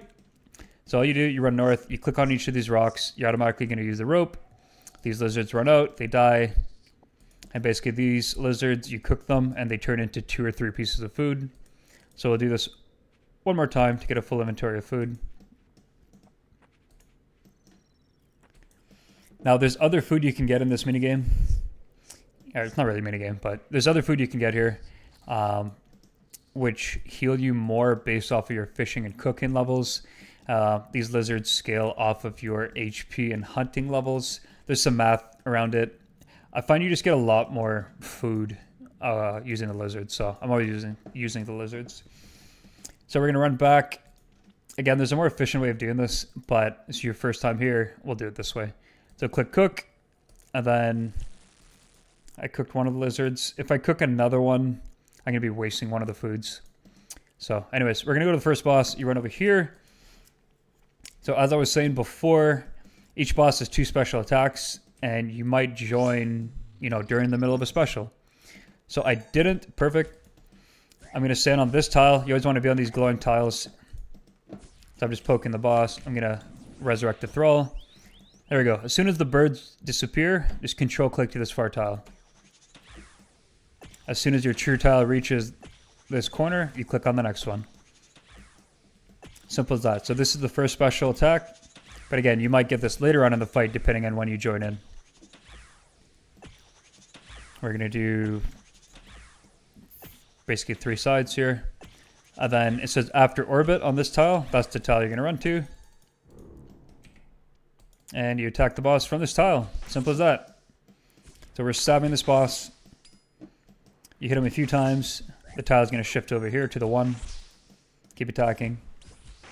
It's going to go to the 2 after. I believe it's when the boss attacks 3 times.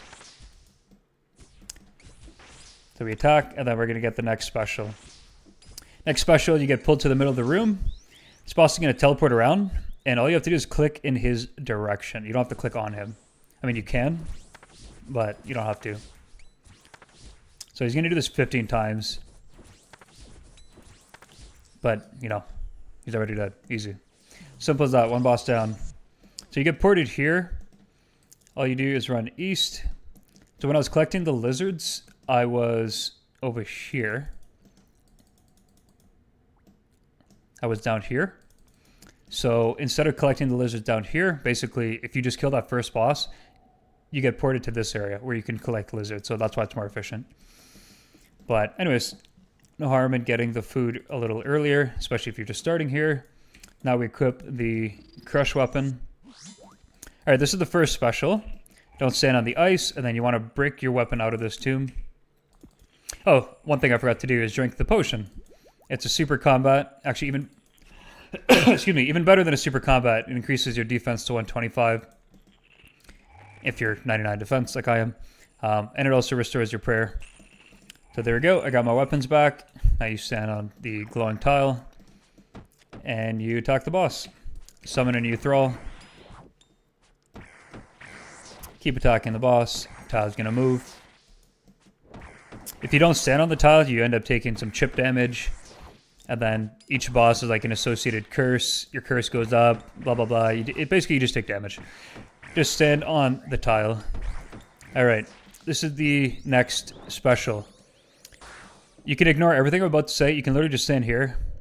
And the boss is barely going to heal over time. But to do the mechanic properly, you just run over to the sides of the room. Light the braziers.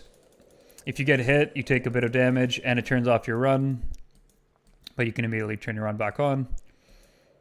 But again, the boss barely heals from this, so you can easily just AFK stand over here. But just to show you, that's what you do. So keep attacking the boss. And again, everything just keeps cycling. So now if I made it through a whole other cycle... No, I ran too soon. It would just be the repeat. It would be the frozen weapon thing, and etc. Then tornado and blah, blah, blah. So now we're going to run east. Ignore the marking on the ground. Now I equip my slash weapons. Run here.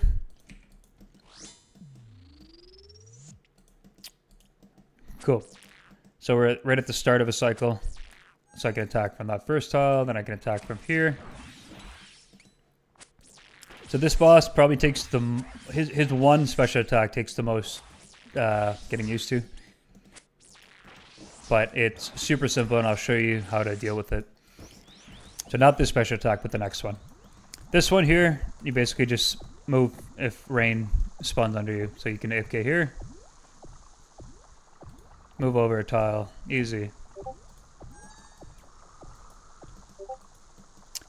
Apologize for the Discord messages. That's unlucky.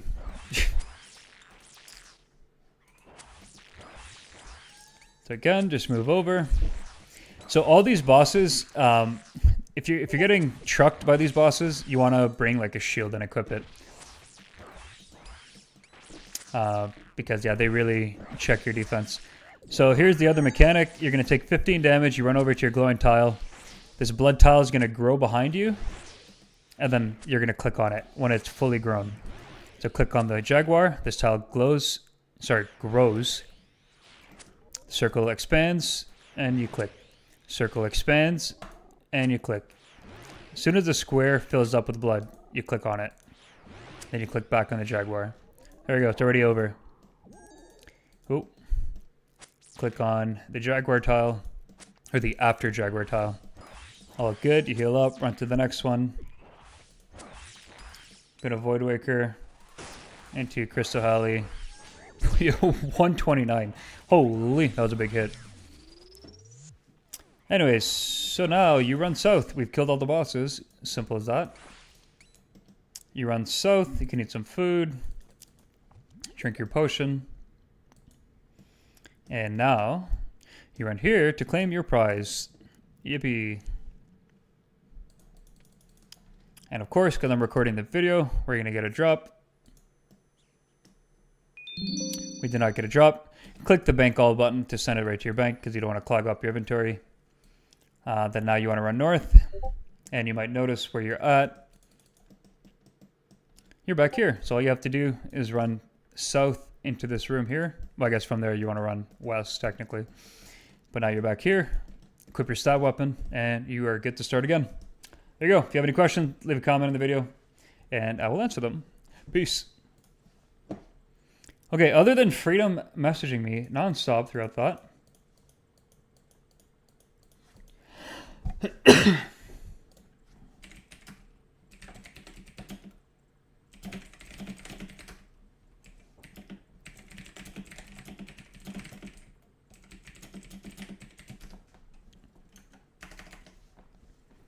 Freedom's fault. Yeah, he didn't know. Honestly, it's my fault. You know, I think I actually did ruin it. And my voice started getting a little dry. Sorry, not my voice. My throat got a little dry on that.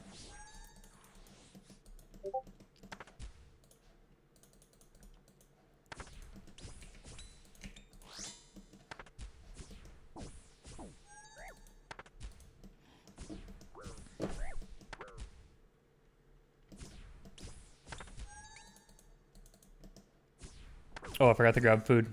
That should be fine.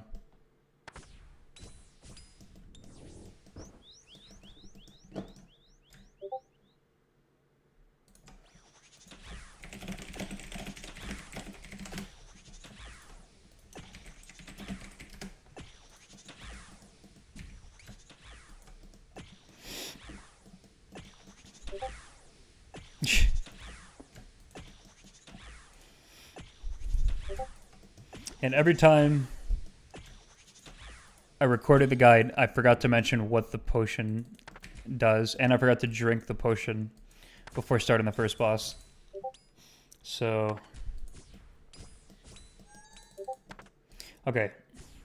I need to turn on streamer mode, because I'm sorry you guys are hearing these Discord notifications. I hate it when I watch a stream and the streamer gets pinged. I always check my Discord.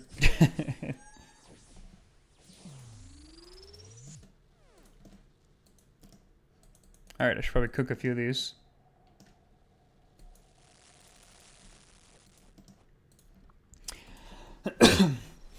That and this stupid fly keeps it buzzing around.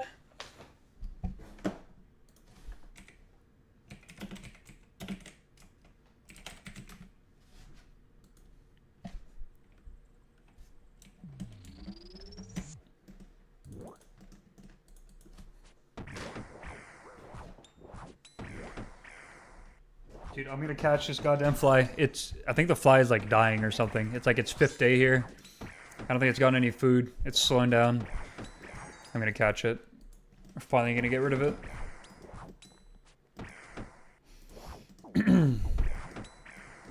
But yeah, I'm gonna re-record the guide one more time. Wasn't happy with that one.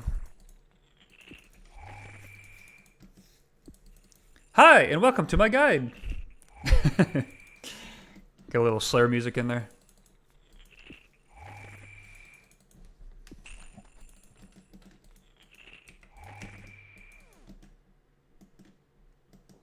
Hunter level 99? Nah, dude, not when you're catching an old fly. If I caught a new fly, then yeah, Hunter 99. I need 99 hunting IRL plus like a hunting potion to catch a fly. That's shit, they're hard to catch.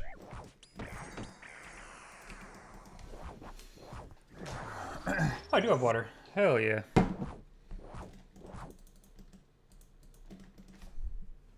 Also, I got a bit of a lag spike when I started to do this.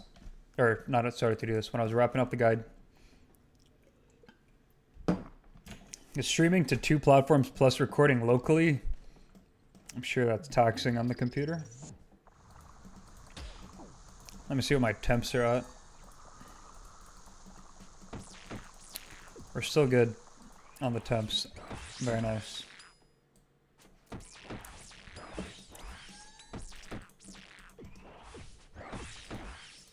Oh, big hit.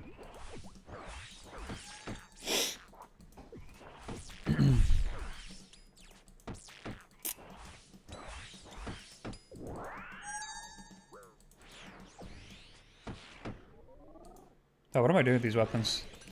Whoopsies.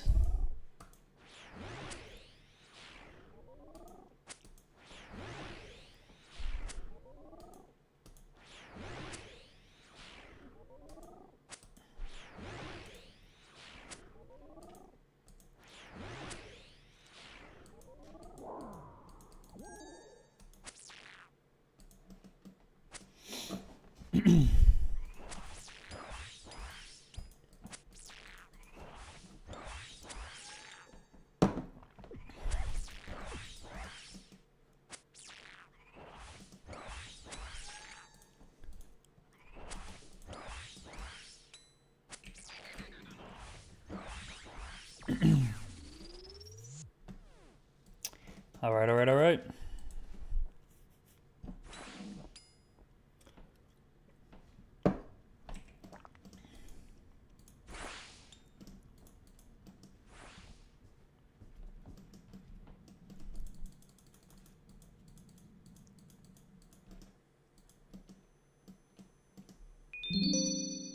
Nothing.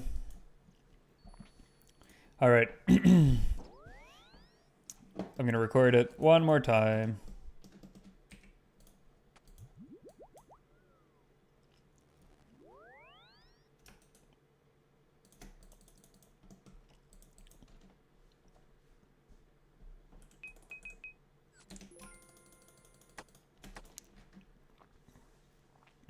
Can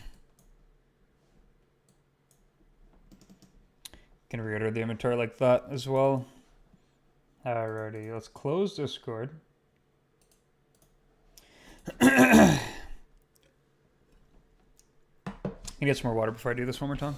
Be right back.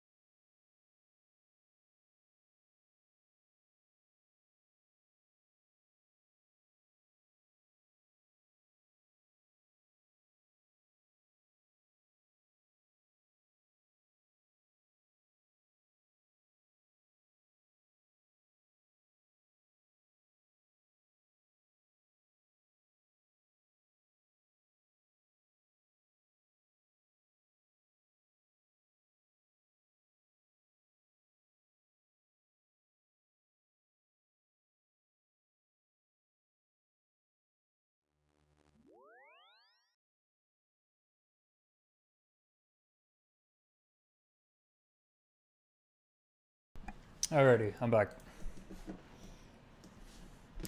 Let's record this one last time.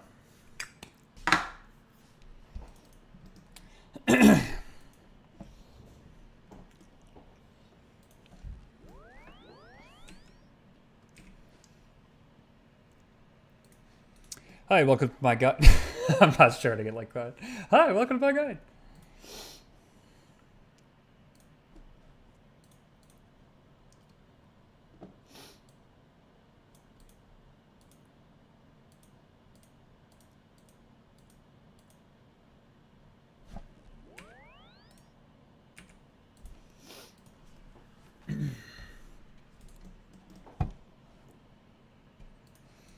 Hey, welcome to a guide on Perilous Moons.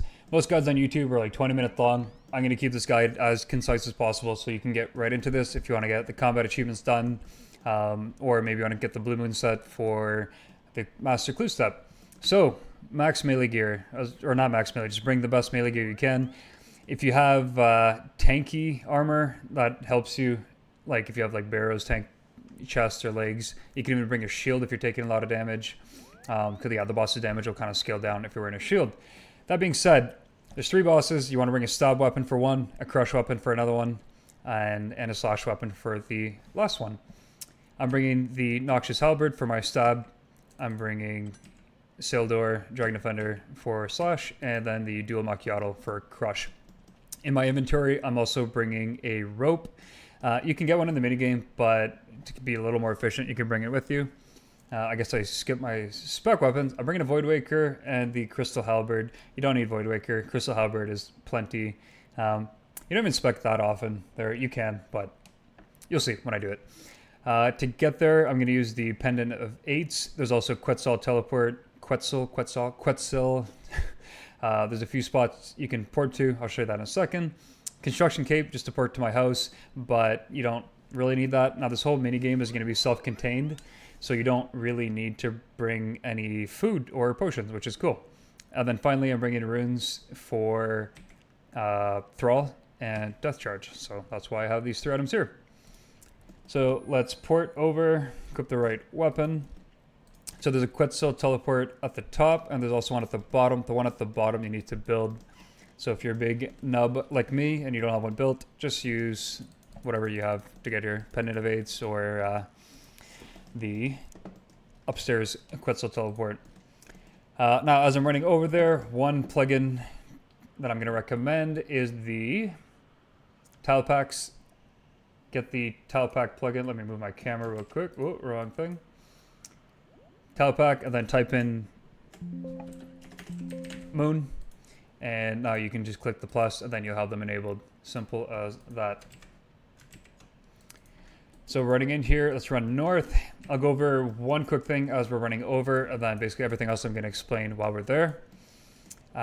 Each boss basically has 2 mechanics, and then in between mechanics, you're basically auto-attacking from a specific tile. Super simple. The only thing that gets a little confusing when you're starting is that these bosses, like, you don't start at the beginning of the fight necessarily. You can if you're lucky, but you basically join the fight throughout the encounter because there's other people fighting at the same time. So yeah, you might start like after the second special, you might start right at the beginning or before the first special, or who knows. Anyways, you run in here, run northeast. We'll go through those boss mechanics when we do the bosses. Now you'll notice my run energy is getting low. Apart from actually getting here, you're never gonna run out of run, but what we want to do is run up this way. So you run north and you run east, kind of run around this bend, and then we're going to run to this table up here. If you remember this from the quest, you click on the first option, make cuppa. Basically, your guy's going to make a cup of tea. And you'll get full run energy. Simple as that. After that, you're going to click on these crates and take from Herblore Supply. That's normally at the bottom, but I reordered it. So the first time you click it, you get a pestle and mortar and 2 vials of water. Click it 3 more times. Cool. Now we click on this little grubby sapling. You want 8 saplings, or sorry, 8 grubs. Use the pestle and mortar on the grubs. Combine the grubs with the vials of water. Boom, you got your potions. These potions are basically super combats. In fact, they even boost your defense even higher. It's like 125. And they restore your prayer. Now we can drop our pestle and mortar. Now let's run north to this tunnel. Once you get comfortable, you're going to end up getting your food kind of like mid-run, but because this is your first time here, let's just run here to be safe and get our food before we start, rather than in between. So your character's automatically going to attach the rope to these rocks. Just click on each rock once, then click on this bush. Then you're going to have 2 to 3 lizards spawn. There you go, and go collect your lizards, easy. These lizards, you're going to cook them, and they give you 2 to 3 pieces of food each. You can also catch fish here. I believe the amount the fish shield scales off of your... It's between your cooking and fishing. And then these lizards scale off of your HP or hunter. There's some math formula. Don't worry about it. Just catch the lizards. Or look at the wiki to determine which one will heal more for you. Anyways, run back south to where we just were. We're going to go back to that table. And like I said, each of these convert to 2 to 3 pieces of food. So I'm only going to convert one of them. Let's click cook. Oh, I did 2. That's fine. That's what happens. Now we're going to run to the first boss right up here. Before I join the fight, let's just drink the potion. I was only supposed to cook one of these, so to make sure my inventory is clear, I'm just going to eat one of them. Now again, you can start halfway through the fight. You can start at the beginning. Okay, this is one of the specials. All you want to do for this special is click in the direction of the boss. It's just that easy. He does this 15 times, but again, if maybe I joined halfway through, I don't know. Just click and your guy attacks. Cool. Special done. When you're not in a special, just stand on these tiles that are glowing. There's only going to be one at a time. After a few attacks, it's going to move to the next labeled here as like 1, and then it'll move to 2. After that, it'll be the next special. Normally I would summon a thrall, but I don't want to push the boss. I want to show you guys the next special attack. Get him a little lower. Okay, we're going to wait. This special, you automatically get pushed to this tile. As soon as the birds disappear, control click this tile. Your guy's going to run with the ball. As soon as you reach it, click the next one. It's as simple as that.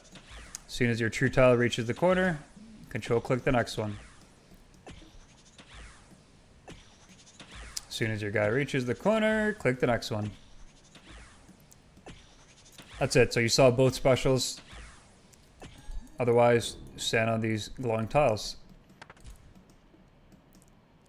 I'll just say one more thing. If you're taking a lot of damage from these bosses, bring a shield with you. That's all I'm going to say.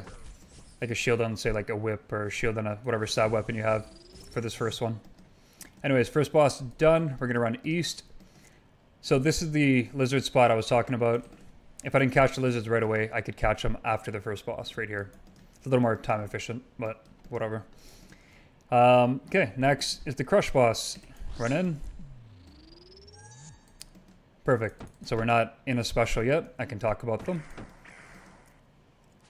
So first special we're going to get are the tornadoes. We're going to get thrown across the room. And all you have to do is run to the west side and the east side. Click on this brazier to light it. And basically, the boss is going to be healing itself during this phase until you light both braziers. They just nerfed the tornadoes today, so there's fewer tornadoes. If you do get hit, you take a bit of damage and it turns off your run. If I'm being honest though, you can skip this entire special, just AFK here. The boss barely heals, so it's not even worth it. Yeah, stand on this tile. As soon as this starts glowing, you can start attacking the boss again. So I'll summon a thrall just to show you guys. One more attack. This is going to change. There we go. Keep smacking. Keep smacking. We're here. I'm going to stop attacking so we don't accidentally kill the boss, because I want to show you the next special. There we go. Click on whichever one of these three is like glowing a bit. Hit it and then back up. Hit it. You can hit it twice actually, and then back up. Hit it. Basically our weapon is stuck in ice and you got to get your weapon back. Now you have plenty of time, as you'll see here. Cool, I took 7 damage. There we go, that was totally intentional to show you guys the damage. I think I've seen it hit at most like a 13. So if you goof, you're not taking that much. Cool, follow the tiles. It says after frozen weapons, so you stand here and you smack the boss. Boom, boss dead, easy. One more to go. Next, equip your slosh weapons. If for some reason you're low on food, you can, you can cook more lizards here, or you can replenish your run energy. Easy. Run east. We're running through the last door to get to the last boss. This is the slosh guy, so I got Sildor and Dragon Defender equipped. Next, we go here. This one's probably the trickiest, but I don't even want to say that because it's really not that tricky. Cool, first special. It's the Blood Rain. Just stand on a tile. If rain appears under you, or a blob appears under you, just move out of it.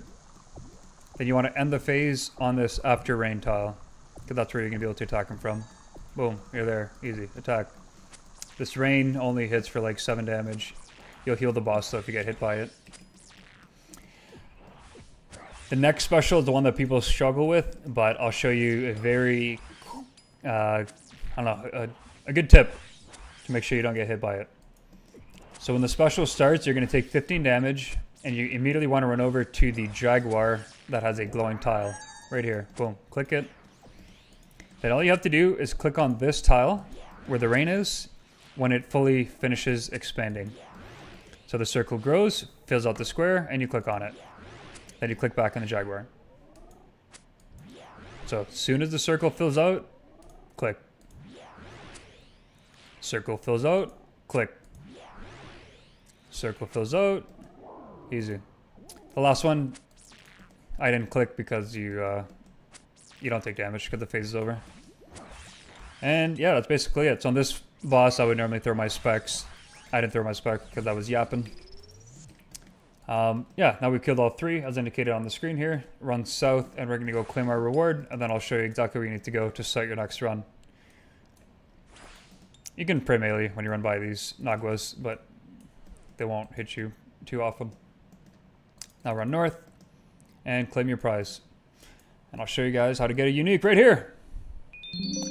No dice. Okay, click bank call, run north. And you'll see we end up right back at the start. So this is where we did the potion making. So if you need to make more potions, you do it here. If you need to get more food, you catch the lizards after the first boss. And there you go. Stab weapon back on, and you jump back in. Thank you guys for watching. If you have any questions, leave some comments on the video, and I will answer them. Come check out the stream. I stream on YouTube. It's just Momentine on YouTube. Or on Twitch, Momentine with an underscore. I'll see you guys there. Peace. There you go. That guide was better. I felt better about that one. I don't know if I missed anything, but we did it.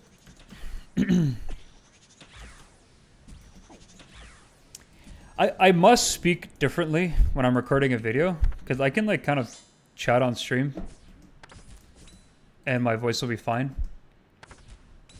But now I'm like my throat kind of hurts.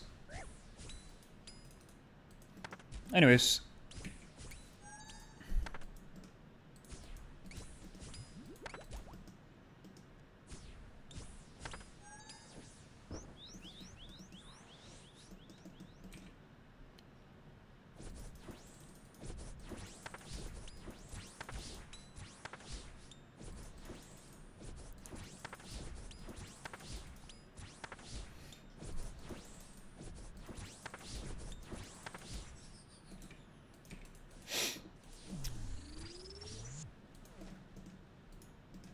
Run on over. I should check my work email quickly because I sent a lot of emails today.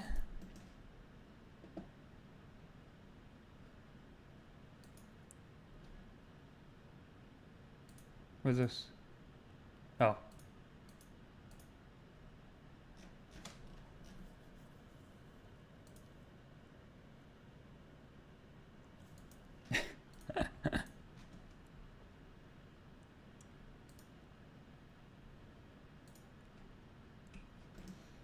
No emails. Okay.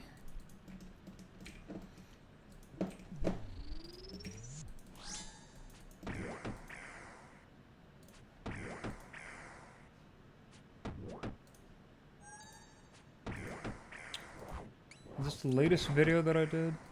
Hey, welcome to a guide on Perilous moons. Most guides on YouTube are like 20 minutes long. I'm going to keep this guide as concise as possible so you can get right into this if you want to get the combat achievements done. Or maybe you want to get the blue moon set for the master clue step. So, max melee gear, or not max melee, just bring the best melee gear you can. If you have tanky armor, that helps you. Like if you have like barrows, tank chest or legs, you can even bring a shield if you're taking a lot of damage. Because yeah, the boss's damage will kind of scale down if you're wearing a shield. That being said, there's 3 bosses. You want to bring a stab weapon for one, a crush weapon for another one. and a slash weapon for the last one. I'm bringing the Noxious Halberd for my stab. I'm bringing Sildor, Dragon Defender for slash, and then the Dual Macchiato for crush. In my inventory, I'm also bringing a rope. You can get one in the minigame, but to be a little more efficient, you can bring it with you. I guess I skipped my spec weapon. I'm bringing a Void Waker and the Crystal Halberd. You don't need Void Waker. Crystal Halberd is plenty. You don't even spec that often. There, you can, but you'll see when I do it. To get there, I'm going to use the Pendant of 8s. There's also Quetzal Teleport. Quetzal. There's a few spots you can port to. I'll show you that in a second. Construction Cape, just to port to my house, but you don't really need that. Now, this whole minigame is going to be self-contained, so you don't really need to bring any food or potion, which is cool. And then finally, I'm bringing rings for Crawl and Death Charge, so that's why I have these 3 items here. So let's port over, equip the right weapon. So there's a Quetzal Teleport at the top, and there's also one at the bottom. The one at the bottom you need to build. So if you're a big nub like me and you don't have one built, just use whatever you have to get here. Pendant of 8s or the upstairs Quetzal Teleport. Now, as I'm running over there, one plugin that I'm going to recommend is the Tile Packs. Get the Tile Pack plugin. Let me move my camera real quick. Whoa, wrong thing. Tile Pack, and then type in Moon, and now you can just click the plus, and then you'll have them enabled. Simple as that. So running in here, let's run north. I'll go over one quick thing as we're running over, and then basically everything else I'm going to explain while we're there. Each boss basically has 2 mechanics, and then in between mechanics you're basically auto-attacking from a specific tile.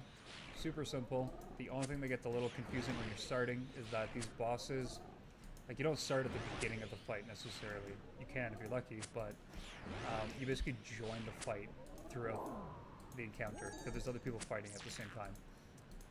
So yeah, you might start like after the second special, you might start right at the beginning or before the first special, or who knows.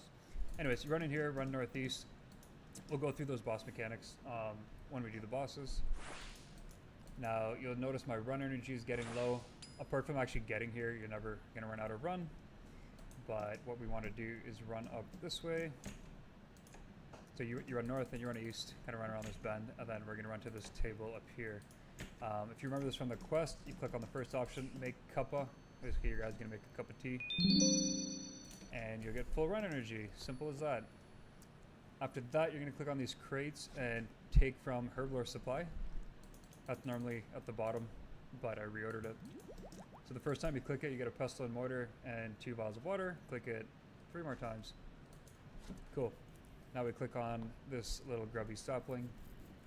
You want 8 saplings, or sorry, 8 grubs. Use the pestle and mortar on the grubs. Combine the grubs with the vials of water. Boom, you got your potions. These potions are basically super combats. In fact, they even boost your defense even higher. It's like 125. And they restore your prayer. Now we can drop our pestle and mortar. Now let's run north to this tunnel. Once you get comfortable, you're going to end up getting your food kind of like mid-run. But because this is your first time here, let's just run here to be safe and get our food before we start, rather than in between. So your character is automatically going to attach the rope to these rocks. Just click on each rock once. Then click on this bush. There you go. 2 to 3 lizards spawn. There you go. And go collect your lizards. Easy. These lizards, you're going to cook them, and they give you 2 to 3 pieces of food each. You can also catch fish here. I believe the amount the fish shield scales off of your... It's either it's between your cooking and fishing, and then these lizards scale off of your HP or hunter. There's some math formula. Don't worry about it. Just catch the lizards. Or look at the wiki to determine which one will heal more for you. Anyways, run back south to where we just were. We're going to go back to that table. And like I said, each of these convert to 2 to 3 pieces of food. So I'm only going to convert one of them. Let's click cook. Oh, I did 2. That's fine. That's what happens. Now we're going to run to the first boss right up here. Before I join the fight, let's just drink a potion. I was only supposed to cook one of these, so make sure my inventory is clear. I'm just going to eat one of them. Now again, you can start halfway through the fight, you can start at the beginning. Okay, this is one of the specials. All you want to do for this special is click in the direction of the boss. It's just that easy. He does this 15 times, but again, if maybe I joined halfway through, I don't know. Just click and your guy attacks. Cool. Special done. When you're not in a special, just stand on these tiles that are glowing. There's only going to be one at a time. After a few attacks, it's going to move to the next, labeled here as like 1, and then it'll move to 2. After that, it'll be the next special. Normally I would summon a thrall, but I don't want to push the boss. I want to show you guys the next special attack. Get him a little lower. Okay, we're going to wait. This special, you automatically get pushed to this tile.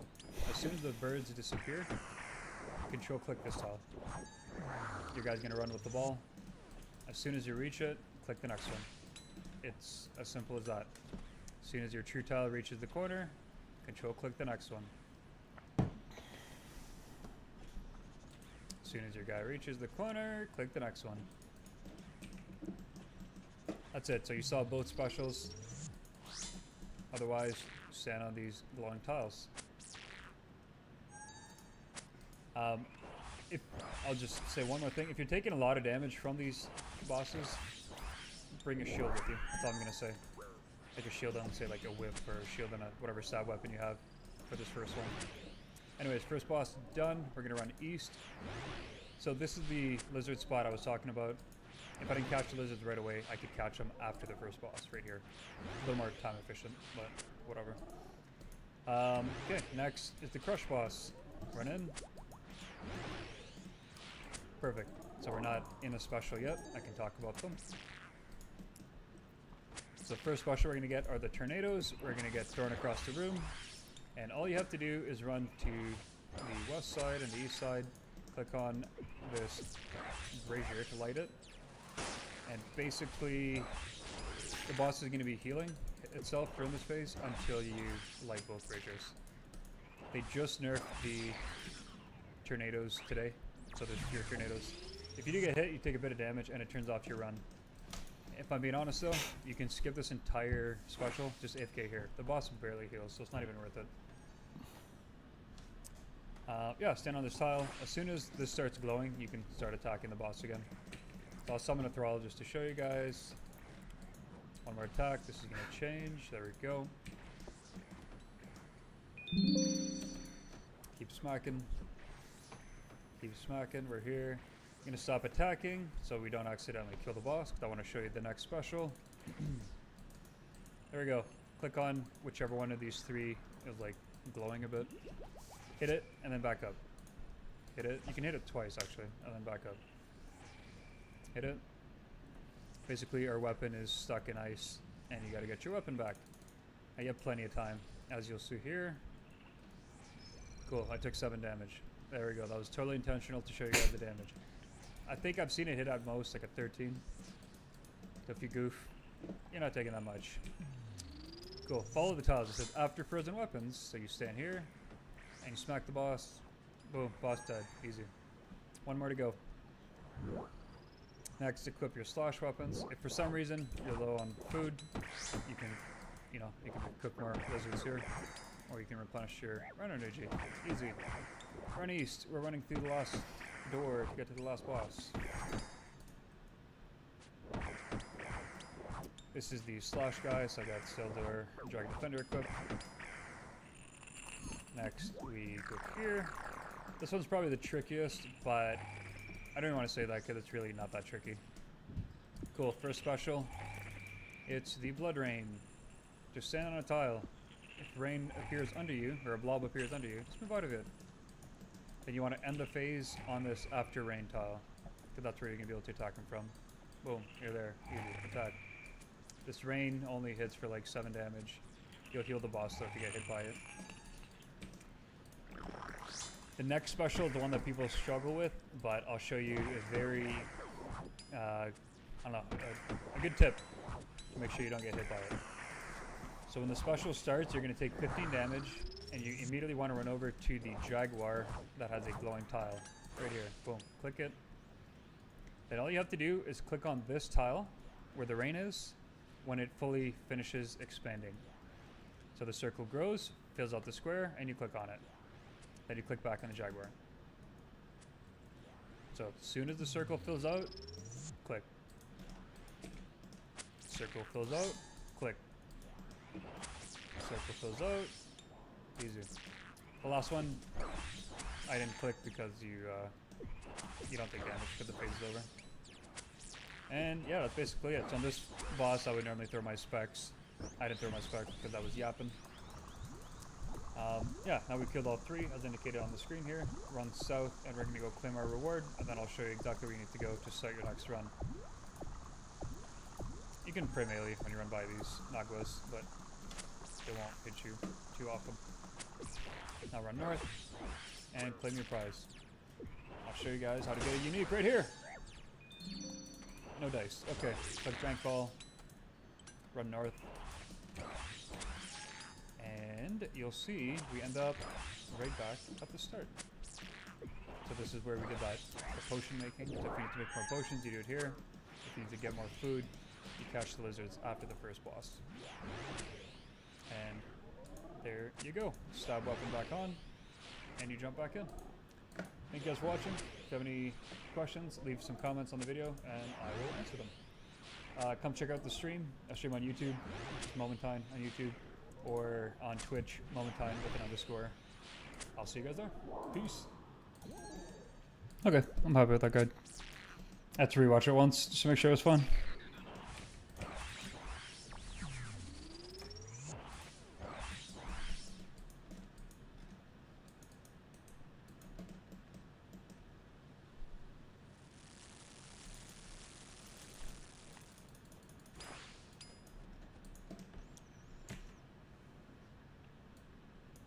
Oops.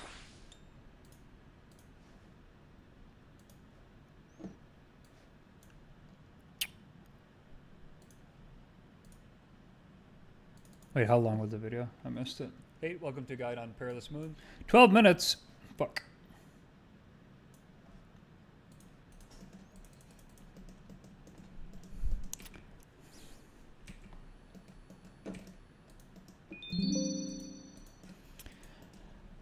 Is it bad that my guide was 12 minutes?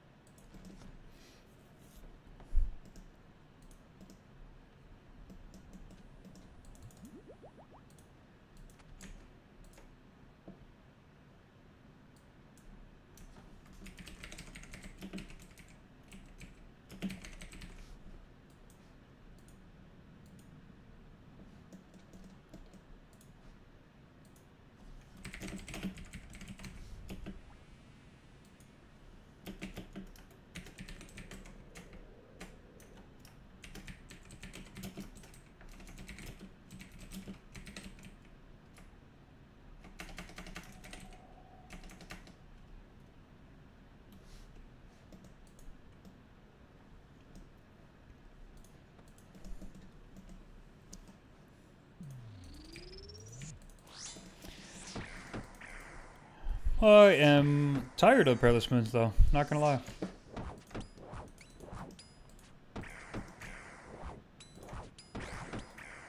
I'm going to try to convince you to play a shaman in World of Warcraft War Within. What? And to do that, we are going to break down everything about the shaman class, its unique fun, the races that suit it best, the pros and cons, and even some build ideas that brings out its full potential. This is going to be a deep dive into the essence of the shaman. Whether you are a battle-hardened veteran or a curious newcomer, this is the place to find out why this class stands apart from the rest. And as always, everything I'm talking about today is perfect for all you solo players out there who want to carve your own path without relying on anyone else. So grab your totem. Who wants to carve your own path without relying on anyone else? I love it. You're showing a guide on how to play it, so you're not really carving your own path. The irony.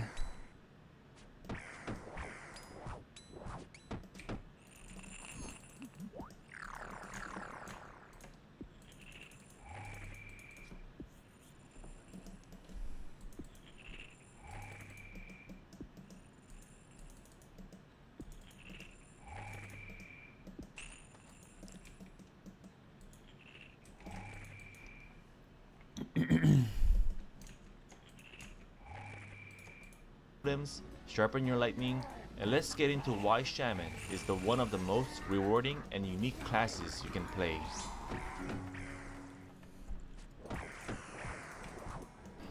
Are you still searching for the ultimate all-rounder? The Shaman is the ultimate choice for anyone who wants a class that can do it all. With a Shaman, you can become a storm-wielding warrior tank. who smashes foes with weapons infused with lightning, or a destructive caster channeling the raw forces of nature. If you have ever dreamed of mastering melee, casting, and healing all within a single character, this is the class for you. And of course, no discussion of Shamans is complete without mentioning Thrall, the iconic warchief of Warcraft 3, a true symbol of what this class stands for. Just like Thrall once turned a muscle-brained warrior into nothing more than fried chicken with a single bolt of lightning, Shaman themselves are walking storms. Lightning surges through their bodies. They are the masters of earth, flame, and storm, calling upon elemental spirits to fight by their side. To battle a Shaman is to fight the nature itself.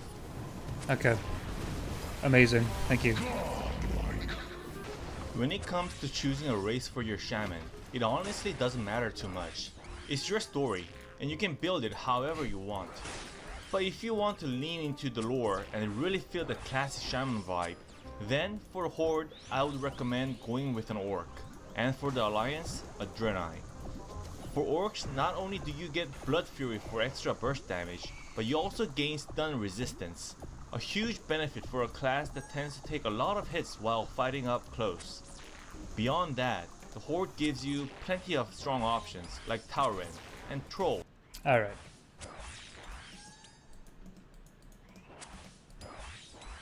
Alright.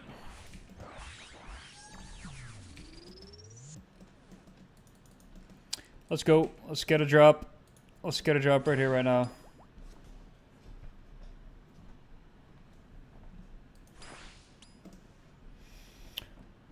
Right here. Right now. Right here. Right now. Dude, I had music playing and it disappeared. Still no drop. Damn.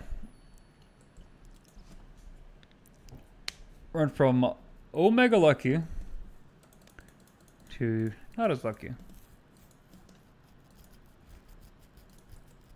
166. Not bad.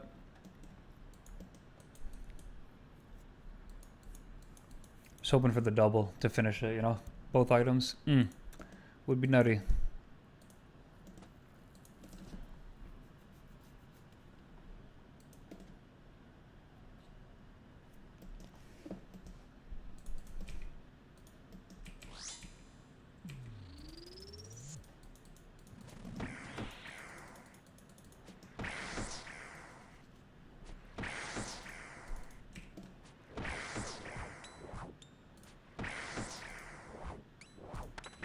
What? Oh, that was not my Crystal Halberd. I meant to spec.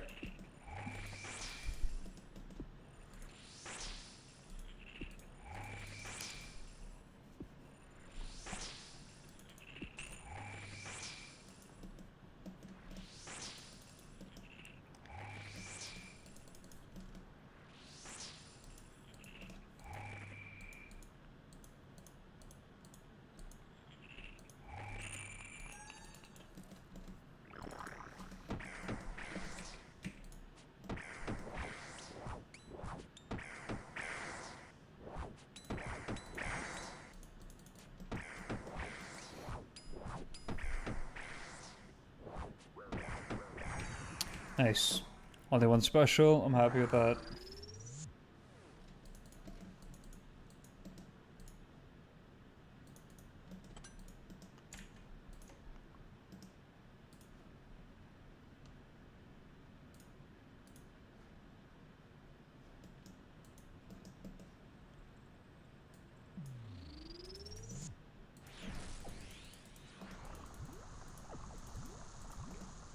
Whee!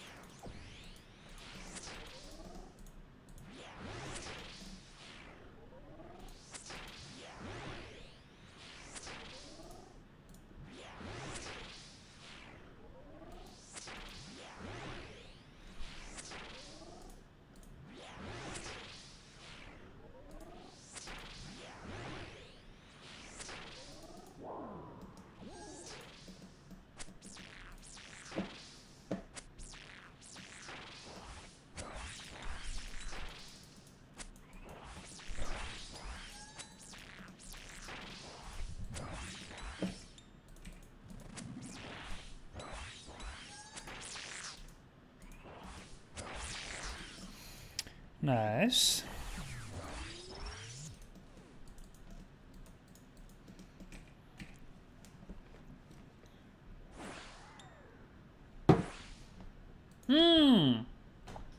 I have a leftover hamburger from yesterday. I'm gonna go get that after this run.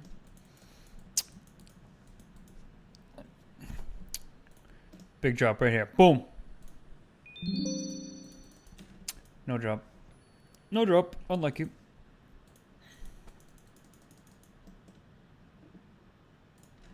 Alright, be right back.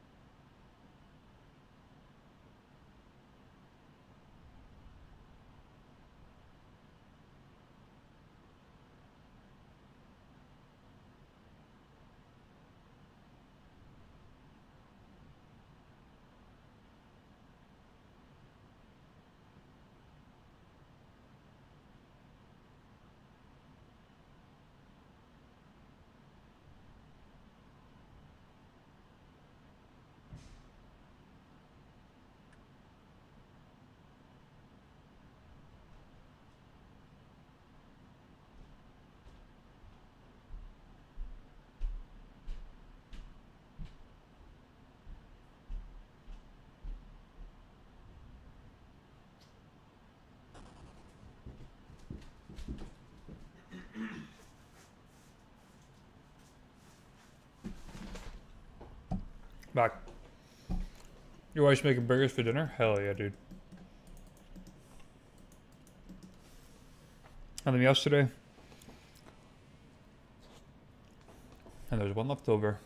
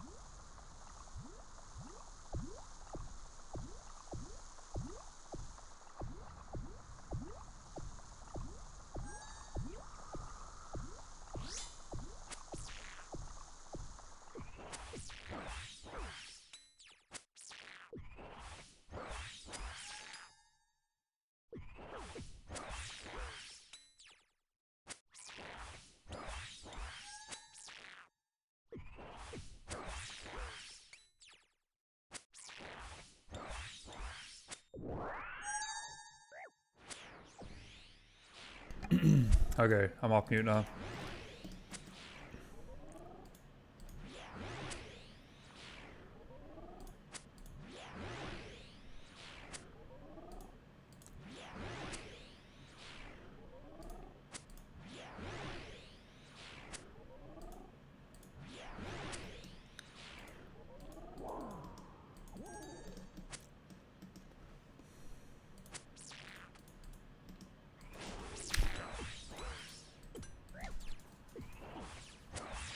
A 104 was nutty.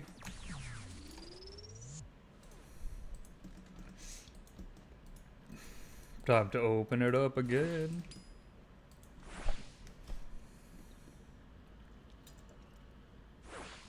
If I'm being honest, I might actually re-record the guide one more time. I didn't like the way I was sitting in my chair. If I'm being 100% honest, whoa, what the fuck is this?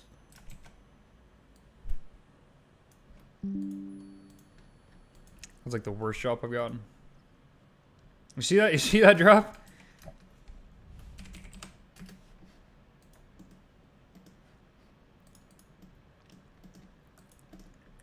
That was brutal.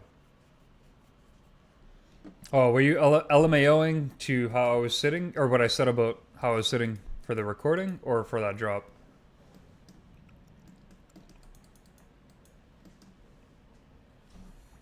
I'm assuming the chair, because you said chair diff after that.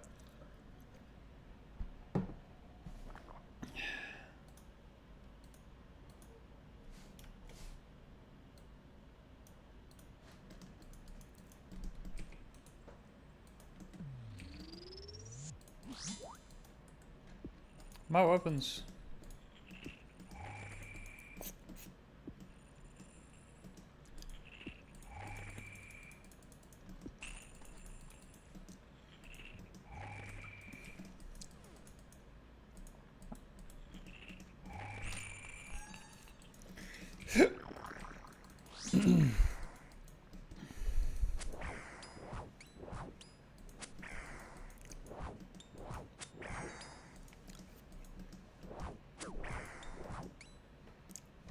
I know I haven't done a ton of runs today.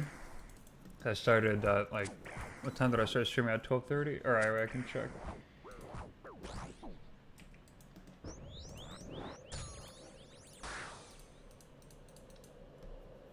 Been live for 2 hours and 45 minutes. Okay. For 2 hours ago would have been 2:30 1:45. I started that late. Okay. All right, because I did finish my meeting and then I did not one, but 2 reports today. Feels good, man.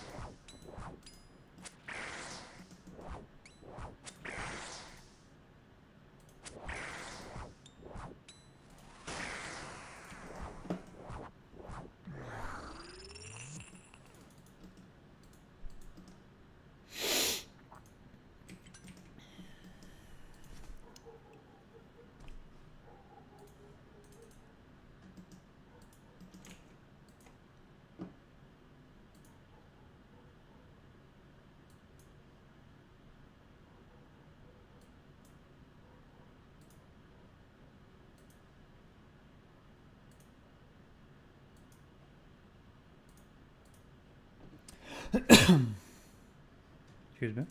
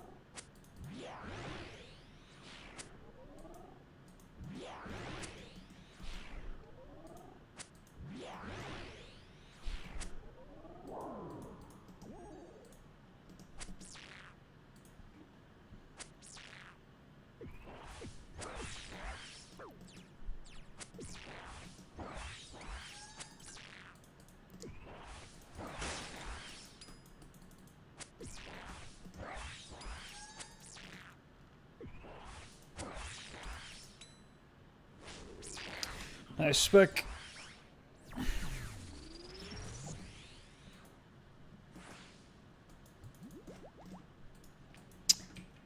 Gonna need to catch some more lizards soon.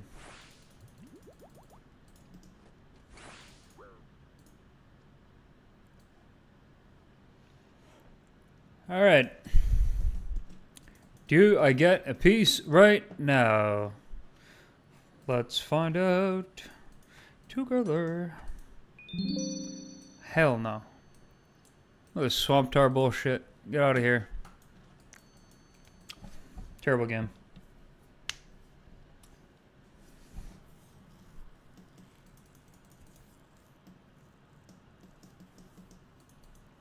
Just kidding, game's not terrible. It's a good game. That's why I play it so much.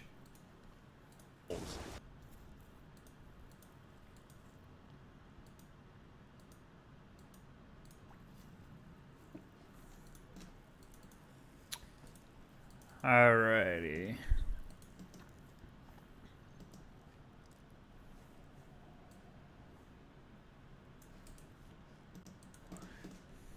What's the music sound like here again? I forgot.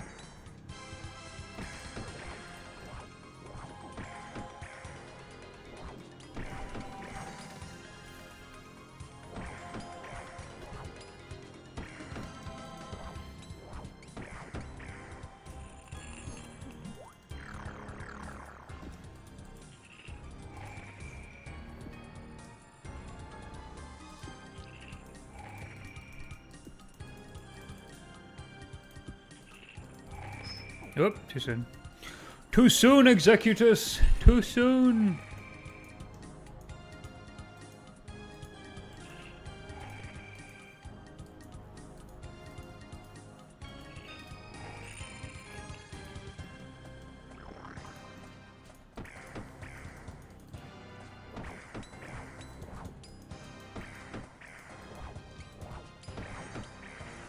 Easy.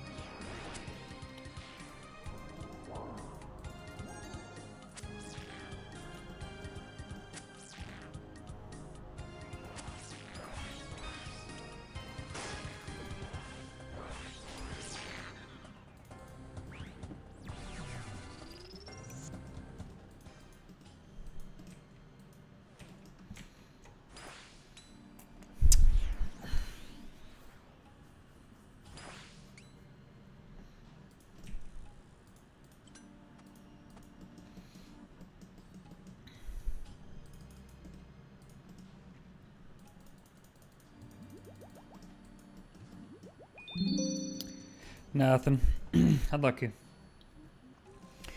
Alright, I'm gonna end the stream here for today. I know it wasn't a super long stream, but I got a few things I need to do. Some people coming over tonight. But yeah, I'll be streaming again tomorrow. I do have a meeting at 11, which will last till noon. And after that, I should be good. I don't think I'll stream beforehand. That'll probably be similar start time to today. Actually, earlier than today, but not my normal morning stream. Anyways, thanks for hanging out. Thanks for watching. And I will see you guys later. Peace.